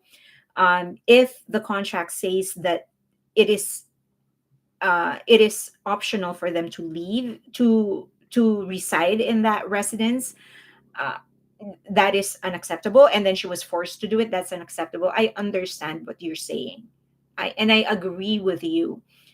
I'm just trying to be objective and provide people different perspective. And the truth is that there is a separate it may be the wrong perspective. Okay, let me just put it that way. It may be the wrong perspective, but it's still a perspective of the company. And from the company's perspective, we do not want to set a precedent. We're not going to make it easy for anybody to just tap out of a contract. I don't agree with it. As I've mentioned already in the beginning, she's a minor and I think it should be easier for her to tap out of a contract. If all of those things are true, that she was denied water, denied food, that there is a camera in their residence and they weren't told, absolutely unacceptable. Absolutely unacceptable. But as I've said, I'm providing you the perspective of JYP. Okay. Um, let's see. Where are her parents? I don't know. So there's another person who signed as a guardian, but no mention of the parents. It seems to me that she just didn't fully understand what she was getting into, and this was not her desire to move forward. She wants to take it out. Um, that is a huge possibility that she didn't fully understand what she was getting into. And again, I go back to the fact that she's a minor. That's like for a company, if you're dealing with a minor, this is a risk that you take. Let me just so for the abuse part, if she wasn't given water, if she wasn't given food, if they were being recorded and they had no idea about it, if she was forced into living in a place that she didn't agree with, all of those things, if all of those true, I think it's lock and loaded, terminate the contract, sue that, make the JYP, make them fine, pay a fine. So okay, we're good on that part. Now, is there a possibility that she didn't fully understand what she was getting into? Definitely, there's a huge possibility. But as I've said, she's a minor, and that's the risk that you take when you're dealing with a minor. It's possible that all the things that we are speculating about could be true, and it's also possible that all the things that we're speculating about may also be false. So there's just, what we see is just the lawsuit and the contract. That's all we know. But we aren't there. We're not experiencing any of those things. Okay. Um,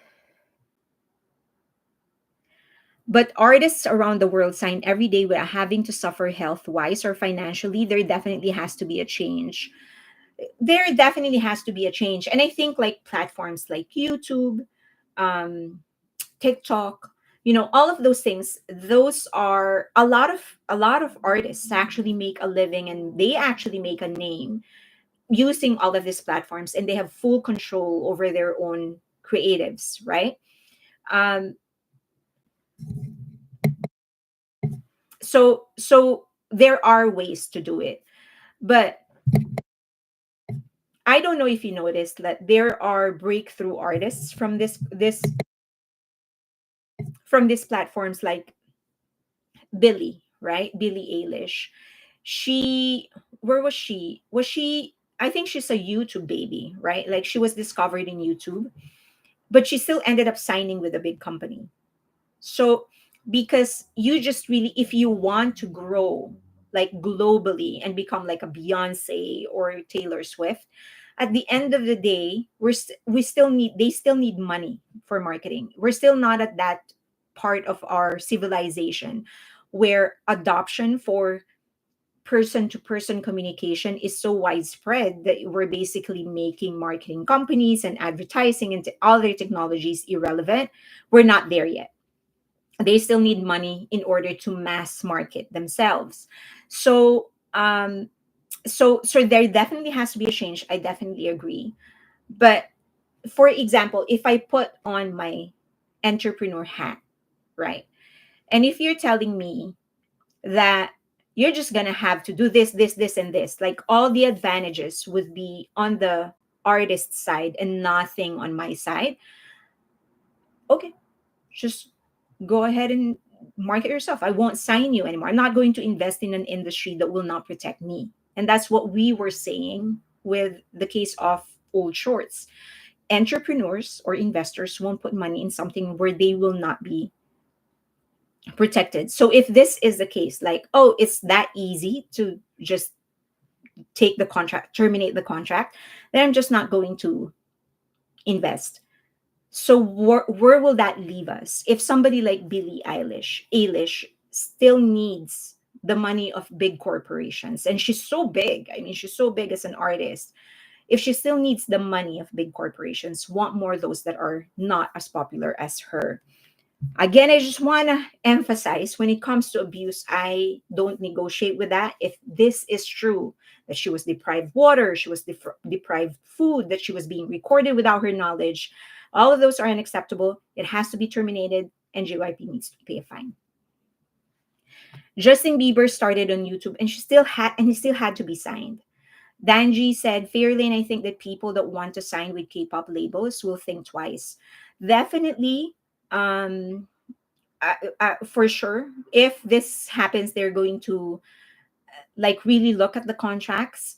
Are they going to make changes in the contract? Less likely, considering you haven't seen any of the Hollywood contracts. They're far worse than K-pop contracts. So I mean, people are just going to be more aware. Like artists are just going to be more aware and just really look at the contract, right? Whether or not that's going to change the actual contract, I doubt it. They're just People are just going to be less likely to just sign something they don't understand. Look up KG Crown. She's been around. Yeah, I heard that she's been established for a while. Paladin, she understood K-pop and what happened. She endured the harsh training in Korea portion of A2K. She herself trained into 1 to 2 a.m. in the morning to compete. MHJ, um,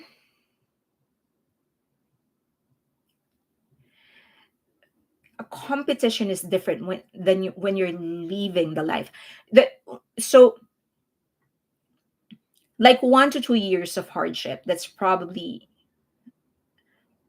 people think that the competition is the hardest part into getting into a group. The hardest part is when you're already in the group. So because then it becomes your life. You're not just like running towards something. It becomes already your life. So that's a different kind of hardship. So it's a huge possibility that after all the grind, right? There's a bit possibility that after all the grind, she was like, nope, this is not for me. And which I don't necessarily think is bad, right? Again, she's a minor.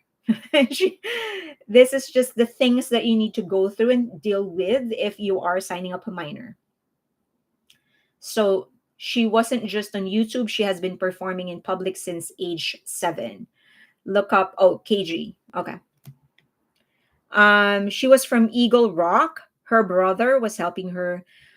Um, K-pop training is no joke. Hollywood has its version of training. Okay.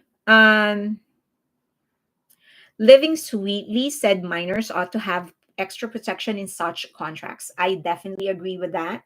I think when it comes to minors, they should be allowed to be able to top out of their contract very early, or easier. I'm not saying like automatic, right? But it has to be easier because they are minors.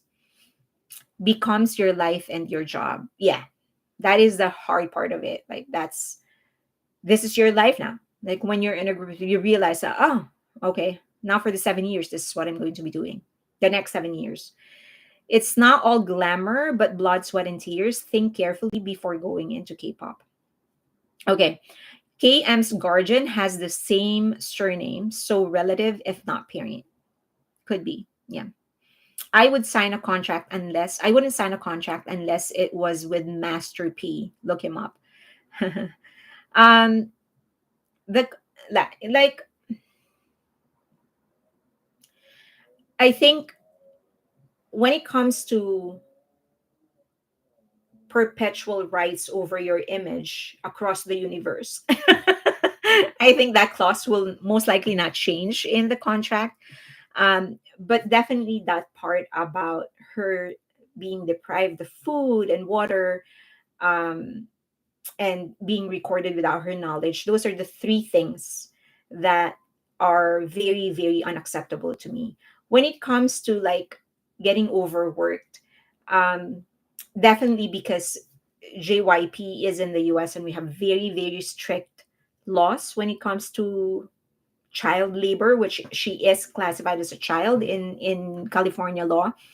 JYP should have agreed. They should have followed. Um, they should have followed what the law stated when it comes to the working hours of a child. Again, we go back to the fact that that's just the risk that you take when you're working with a child, especially in the US, right? So that is unacceptable if she was being forced to work more than what she was supposed to, more than the hours that she was allowed to work under the law. So also that's not something that we can compromise because that's what the law states. Now other things uh like the debts and stuff, that's also something that I don't know how to find a resolution in that. In Entrepreneurs need to recover their money. That's just how it is. Like if we're going to invest in it, I'm assuming that I'm an entrepreneur. I need to make my money. So this is how I need to, I just need to make it back. Now, they should have one of the clauses that's included in the lawsuit is that she wasn't given financial reports, or at least not enough. So that is also unacceptable. Then she should have been given proper reports when it comes to her money. Um, but the fact that the company is trying to recuperate their expenses, that's just how it is. Performances in like festivals, or they don't pay a lot. I know that people think that they pay a lot. Those things don't actually pay a lot. They will start earning a lot with brand deals and with their own shows. But like if they're a guest in a show or they're performing somewhere, they don't pay a whole lot. I hope this does not connect itself to the old shorts adore scenario. They will pick any chance or idea. Okay, so I don't think it is, but a lot of people are saying that they sorry, people are trying to connect them. A lot of people felt uneasy that she said that she wants to make sure that all other K-pop artists are going to have better contracts. And a lot of people don't take it well because she's white and she's talking about Koreans, right? So there's that like balance that it hit other people the wrong way, is what I'm saying. So for them, it's like, who the hell are you to even talk about our industry? Why don't you just try to fix your own problem and leave us with our own? So that's what that's what many other people, that's the reaction of other people. I don't really talk about controversial topics. This is what I'm. So I'll just say one thing about that and leave it there. Um, I respect other people's feelings about it. I'm not going to debate them. I'm not going to tell them it's wrong, right, or whatever. Um, I do think that there is an element of her wanting, because she's been in this battle with JYP for since February, which I think is unfair, right? Because she's a minor. We all go back to that because she's a minor. She should be allowed out of her contract early. But I do think that there is some, she wants this done. She wants it over with. And I think she said that because it gives what's happening to her a bigger weight, because it's not just about her. um I don't think it's necessarily bad, right? I mean, if this becomes an actual catalyst for better contracts for artists, I mean, I'm okay with it. So I don't think she is necessarily doing it because she thinks she's a like a savior or something. I think she said that because it gives to her case a bigger weight. She may have communicated it the wrong way for some people, but I don't think she's entirely wrong. That it could, sorry, not that. But I don't think that it is entirely wrong. The fact that this contract, this battle against JYP could actually give K-pop artists a better contract. And I'll leave it at that. The problem was that she wanted to unilaterally Aladdin said that she wanted to unilaterally terminate her contract. She didn't want to pay any of the penalties or suffer non-compete clauses, etc. True. And that is because she is saying that they abused her. It was a violation of child labor laws in the US.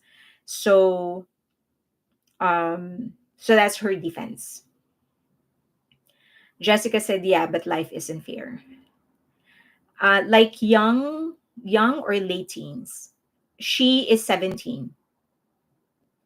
MG, living sweetly, hello again. And I think that's a good idea for JYP to have staff from both cultures. Um, I believe they do. So she has a child protective services officer is always present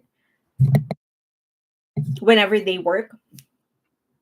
They actually mentioned his name in the, so this was assigned by the US government, by the Department of Social Welfare. um so there's somebody, and he is an American, so there is somebody there that represents the culture and the laws of the US. How much, Carol Faye is asking, how much does she weigh? Has it harmed her dancing, which reflects on her entire group? I don't know how much she weighs. I mean, I've seen her and she looks just, I mean, for me, she looks too thin, but I don't know. I don't know how much she weighs. I don't think she's too thin. I don't think she's too fat. No, she's probably a little too thin. Someone from Earth asked how minor is she? 17. Okay, Clouds and Coffee. Carol Faye, I have no idea how much she weighs, but she looks very thin in photos I've seen. I can't imagine she has much weight to lose. She's 5'1", Warren said.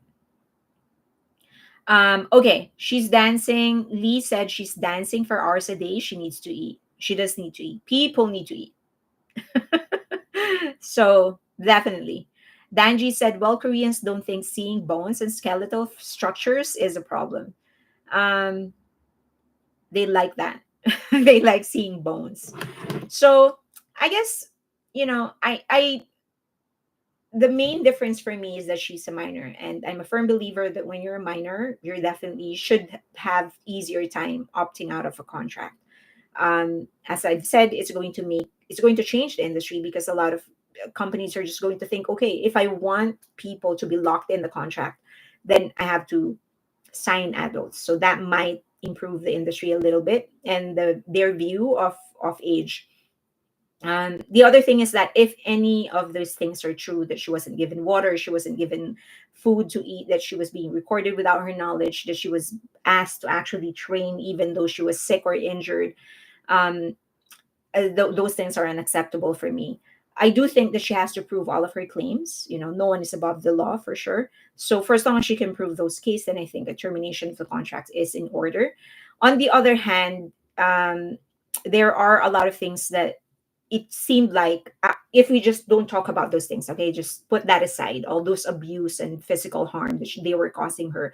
If we just put that aside for now and just look at the other clauses and other complaints, it seemed like she felt that this is not the life for her, which is, if you're a minor, as I've said, then you should be allowed to opt out of it easier. But also, there are a lot of things in the contract, like the perpetuity, whole universe, and all of those stuff. That's just standard, regardless of what country you're in. Manage an entrepreneur needs to recuperate their expenses, so you're gonna have to work for that. They are so in the US, it's an advance. In South Korea, it is it's that it's the same thing though.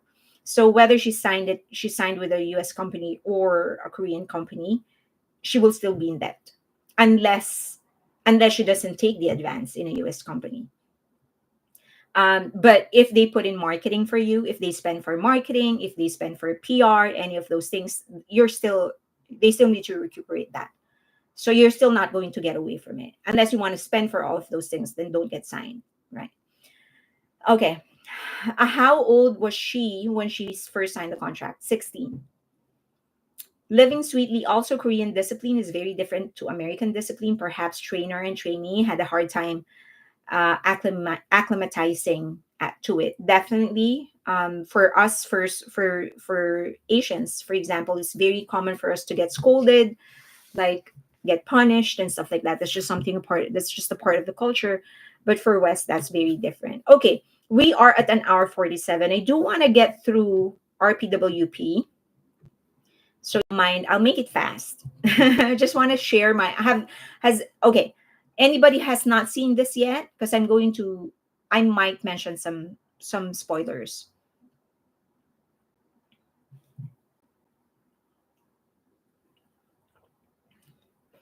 Rhea is asking, to sum it up, is there a justifiable cost to prevent new genes from working or ask companies to not work with them? There is justifiable costs, because if they are allowed to just continue their business and whatever, they're going to make it easier for other artists to just terminate their contract with a one-sided claim, which you don't want, because investors are going to get turned off. Okay, so RPWP, I'm going to say some spoilers. It's not going to be a lot. So if you don't think that you want to hear spoilers, mute. Okay. Okay, so RPWP, as I've actually watched it twice already.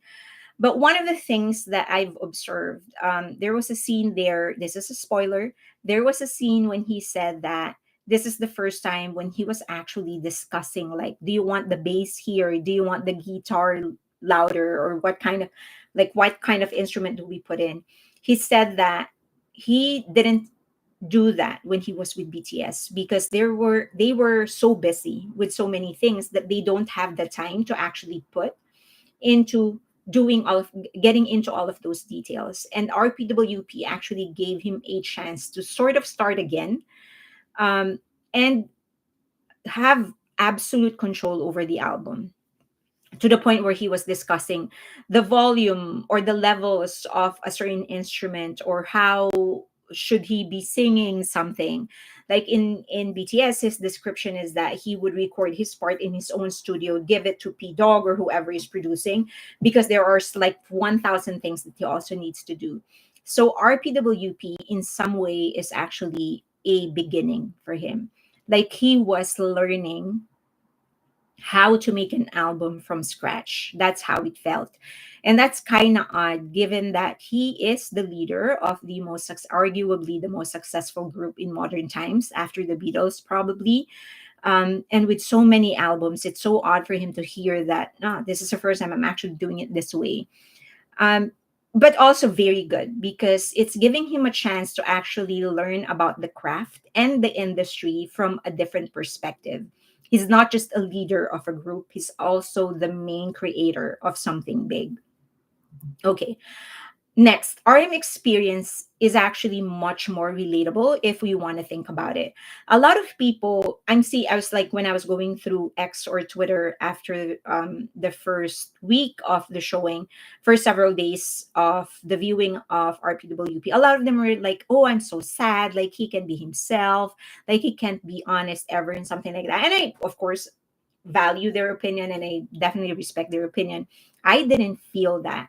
I did not feel sad at all. If at all, I actually feel for the first time, maybe for the first time, I'm actually fully relating to what he was saying. Because the truth is that you can't be just yourself when you're a part of the group. I've said this in my past live with my Patreon, just a Patreon only live stream, that when you're a part of a group, you can't only be thinking about yourself. You have to think about the other people in your group. Like even at work, right? If you're an accountant, you can't just like, I don't care about anybody else. I'm just going to do my job. That doesn't happen that way. You have to communicate with other people. Or if you're part of a band and you're, for example, the drummer, you can't be drumming in the way that you want to drum. You still need to think about how others are playing their own instruments. So for the first time, I felt like he was sharing something I fully understand. And this happens even in a marriage, right? You can't just think about yourself in a marriage. You have a partner. Think about what this your partner, how that, like what makes him happy or her happy or something like that. Or when you're a member of the family, you can't be just walking around the house not paying attention to anybody. You're a part of a community, so you need to think about them. So for the first time, he was actually talking about something I can fully relate to. Of course, I'm not a member of BTS. I'm not a member of a group that's like globally popular, but I am a member of a group and I am going through that experience almost on a daily basis as he is. So it was fully relatable for me.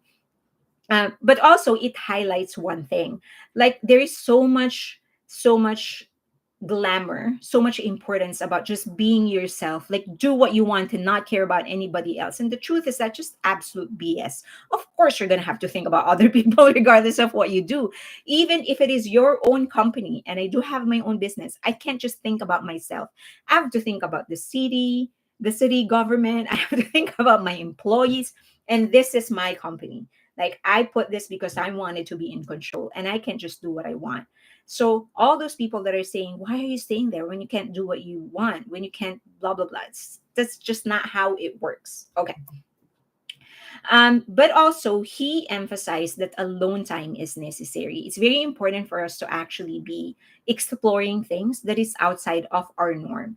If we are an accountant or if we are a vice president of a certain company, we do need to pursue other things just to explore what else we can offer outside of that main thing that we do. It's important for us, if, for example, we are married, it's important for us to have our own life that is outside of that marriage so that we get to know ourselves without the other person. I'm not saying like separate or divorce, but just know yourself outside of that of that relationship that you have, because the happier that you are, the more full you are, the better it is you're going to be for other people. So him being able to do this album on his own, I felt actually will improve him as a leader when he comes back together with the rest of BTS, because he's a better person. He knows himself well, he knows himself better, and he knows the process better now. RM, I also feel, is also starting out as an artist, which is kind of odd because he's already 4 albums in. He was actually the first, I believe he was the first one to have a mixtape. So he's released his several albums already. So for me to say that he's starting out is kind of odd, but I really do think that he is just starting out. I think RPWP is when he actually started becoming a solo artist, which is kind of odd, right? But for some reason, I feel that this was his first step to an actual exploration of his own identity as an artist instead of just releasing an album. I felt like in Indigo, he released it because he had some ideas in his head, which he has been brewing since he was with BTS. But RPWP was something that he created from scratch, all on his own, without doing anything else and just concentrating on an album. And that gave him the opportunity to really explore his own depth as an artist. Okay, next. I also feel that this album is for him and not for armies. I know that in the end credits, as always, he said that this is for armies. But I think when he was writing this album, when he was creating this album, he was just really thinking about himself and not anybody else. And I felt that was totally okay, and I am so here for it. And I hope other members will do something like this as well. Not think of armies in at least one album and just think about what they want to do and just screw the rest. Like whatever. Like if you like it, you like it. But I felt that in the subjects that he was pursuing, in the type of music that he created, it's so uncommercial, non-commercial. It's so different. It's not something, and I've said this in my unpopular opinion video, that I think this album wasn't really created to be enjoyed. It was really more to be understood. So I'm happy that he was finally able to create something that was just for himself and not necessarily for armies. The success and fame of BTS ate some parts of him. I feel like there's something in his artistry that he wasn't able to pay attention to because BTS just became so big. That's why he felt he was the wrong person at the right place. I think he, to a certain degree, felt like, no, this is where I'm supposed to be at. Like this the fame of BTS, the success of BTS, this people that I am with, this is the perfect place. It's just that I'm the wrong person for it. And I think it's because he never really had the time to really brew the idea of him being the leader of this group. So that entire subject, wrong person at the right place, I think is also an homage to the entire 10 years of his career with BTS. um I know it can be, I'm trying to avoid that word, but yeah, to a certain degree, some sort of an insecurity, because you don't kind of know whether, like, do I really deserve all of this? Like, why me of all people? Like, of all the people that could lead BTS, why me? Of all people that could be this popular, why me?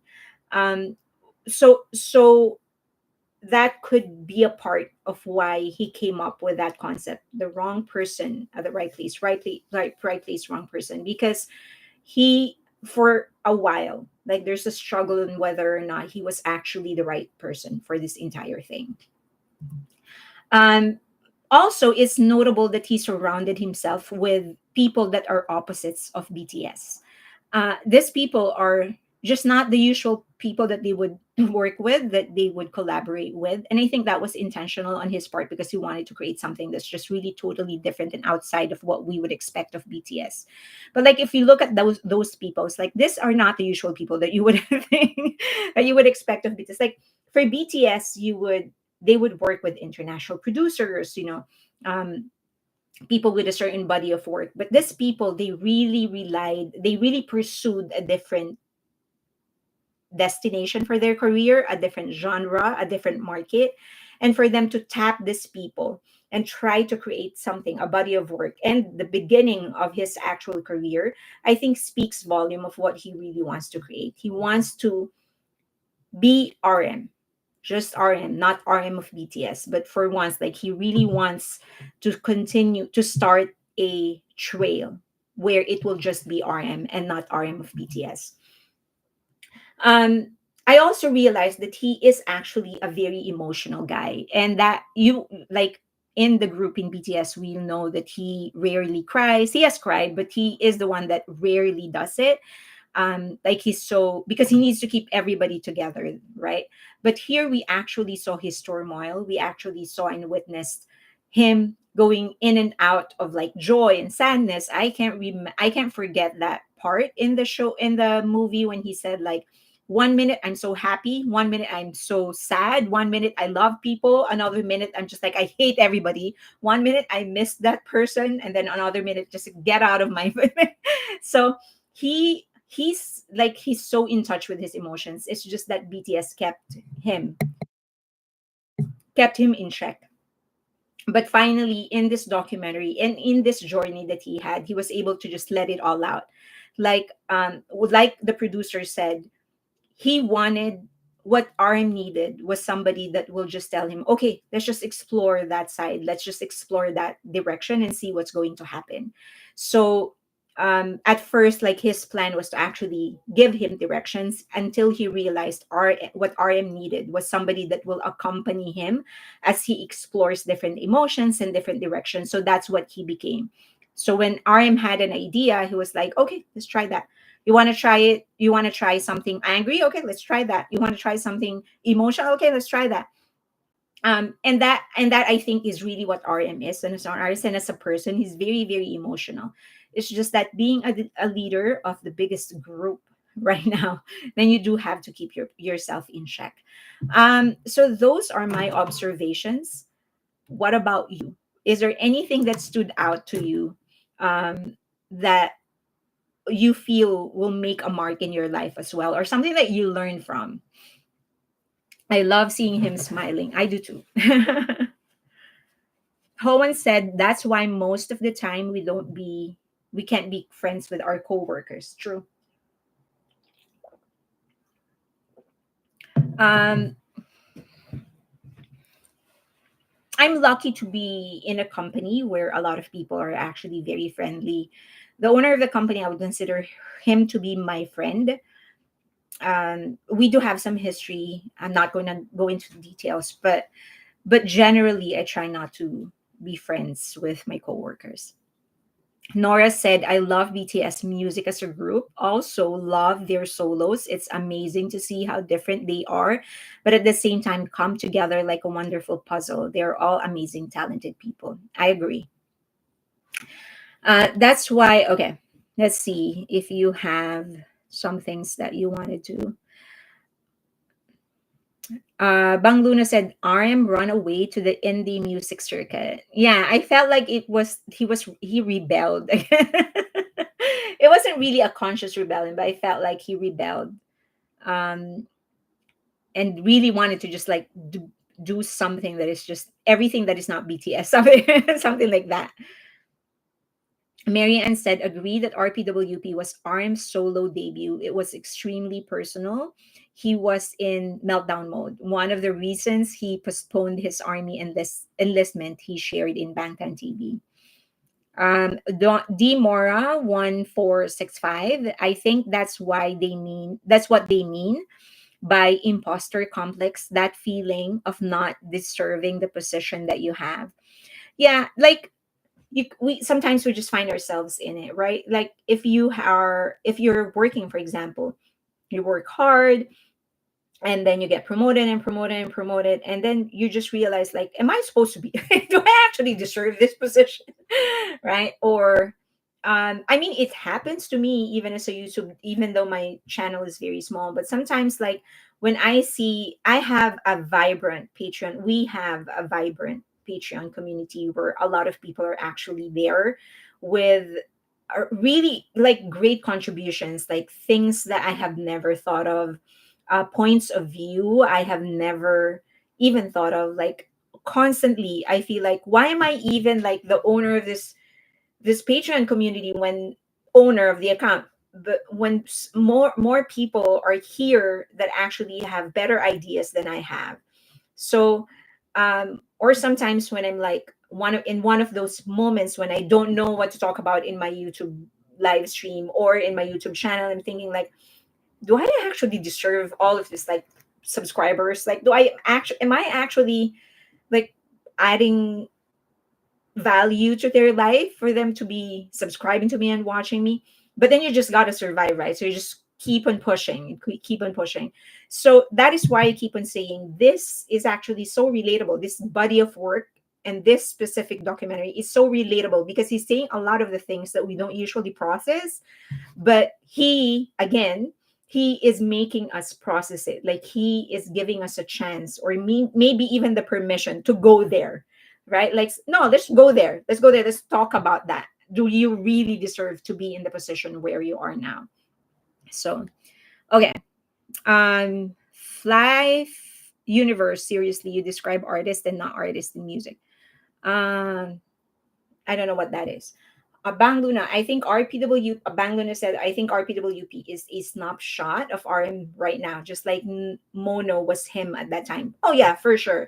I do think, like, for me, Indigo is actually my favorite album of him. And I do think that that was him at that moment. But I also think that RPWP is the signal for him to, like, this is finally him not being more intentional in his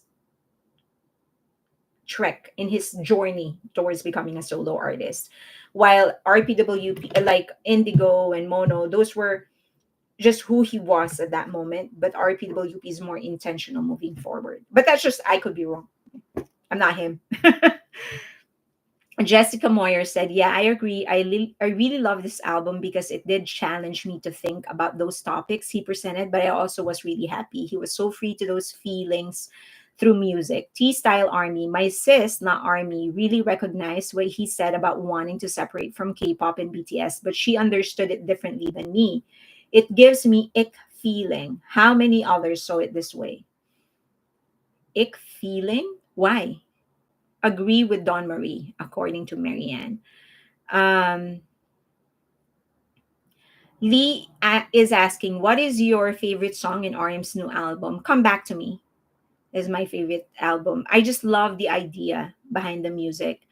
Um, I do think at the end of the day, we just come back. Like a lot of the things that we experience as just as a person, a lot of the things that we are as kids, eventually it does come back to us, right?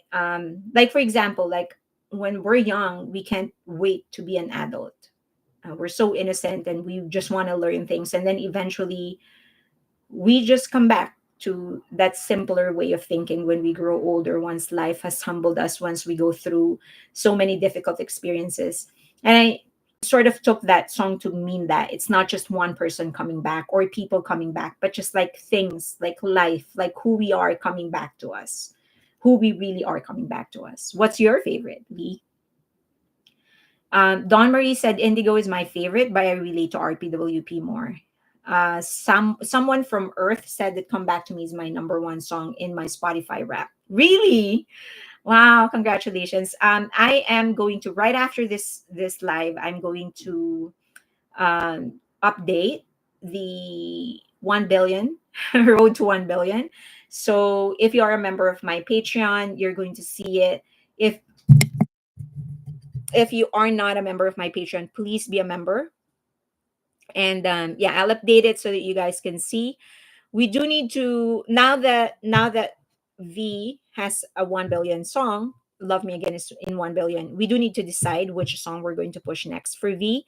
And then also for Jin, because I'm getting confused. I thought we're pushing My Universe, and now people are saying that we just should concentrate on Running Wild. So we need to decide that. So put in your comments once if you are a member of my Patreon. If you are not yet a member of my Patreon, please be a member. There is a free tier. And just join in the conversation. Like, I would really love to know what we're pushing for for Jin, and also for the next one for V. And like, we need to come up with a strategy, because I do want to give the Young Line a 1 billion sooner than later. RM found himself, according to BTS Forever 7, RM found himself, he matured, secured self. The matured, secured self. Senior Poor talks a lot. Domadachi, I find very interesting. Hoan said astronaut is halfway. That's what I thought. It's halfway. So I'm like, why do we need to shift? But people are saying that because Running Wild is trending faster, we should concentrate on this. So let me know when I update the post, let me know what you think, or maybe in the community section. Reyes said, from what I understand, RM was not appointed as a leader of BTS. Bang Chi-hyuk formed BTS around RM because he was so smart and talented. So basically, RM was the core of BTS, at least during the early years. No, that is true. The group was formed around him, so they he was the anchor. So like whenever they put in a group, they're thinking on whether or not this is going to complement RM or not.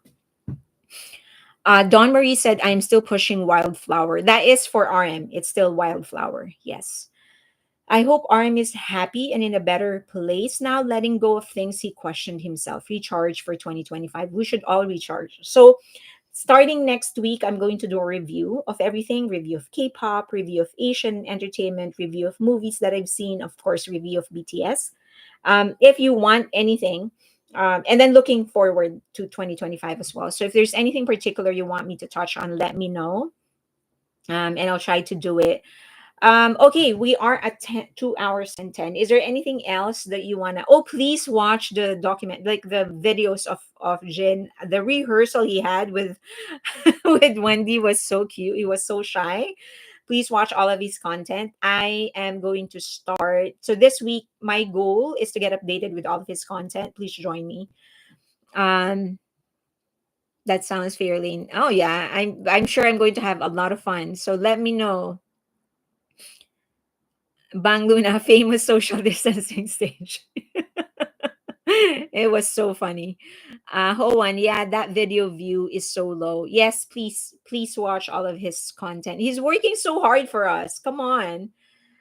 He chose to move. HHK said he chose to move from Rock Monster to RM, then halted to take the team into Western markets. Latest album allowed him to actually be RM. Correct. I love his Teha episode in Ronjin. So that is my what that's what I'm going to be watching after this. After this live stream, I'm going to be watching the Teha. And then I'm going to be watching the horror episode, and then I'm just going to go and watch everything chronologically. But the kid was so funny. And I think Jin, when I was watching some of the clips that were posted on X, I was like, Jin is going to be a great father. Is going to be a great father. Did you see that's what I'm going to be watching after this. So I might go live just to watch it. I don't know. Let's see. Um Teha is super cute too. Should we always should we always see spoilers? Okay, living sweetly. Jin is so shy that the staff had to tell him to look at Wendy at least once on stage. I'm surprised he didn't just collapse or something. But I think like he because Wendy's such a classy girl. Like if you look at her, she's like classy, like elegant. Um so when I saw them together, it's like, oh, such a cute pair. I don't ship, but like I hope Jin actually ends up with someone with that, like that kind of elegance. Jin was such a gentleman, giving a lot of people are going to be angry at me. Why are you marrying him off? Jin was such a gentleman, giving Wendy flowers and wine. So cute. I know, right? Teha, JK, plus Jimin, plus V. I was the clip that I saw on X or Twitter was when Teha was asking him to put another bread on top of the pizza, and he was saying no, like nope, I'm not going to do that. The kid was like, it's not going to taste good. Post spoilers. I don't have any spoiler. I haven't seen it. So, and I don't the thing is that if I post anything here that is copyrighted and then I remove it later on YouTube, they actually remove the chat. So if I edit it in any way, they remove the chat. That's what I found out. So, you know. She has such a pretty voice. She's an amazing vocalist. Amazing. So underrated. I do think she's not getting the right songs. So I hope that they start actually giving her the right songs. So she definitely, like, she deserves more. She really deserves more as a vocalist. Um, Okay, her fans, Hoan said her fans said she likes to look people in the eyes when she talks. She does, yeah. She's famous for that. And she makes people like melt because of it. Okay. All right. So, is there anything else that you want to talk about? Do you have any questions that you want me to answer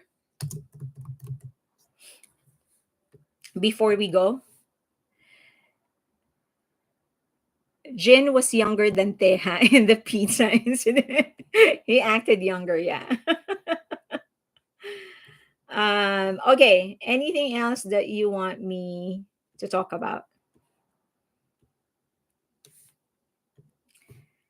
Jin has good parenting skills due to the Macne line. He is the collector of the Macne line. All right. Thank you so much, everybody. I know it's a Friday night, so you probably have things to do, or maybe Saturday for some of you. But thank you for joining me. I'll be catching up on some of his content. So I might actually go back live again just to watch.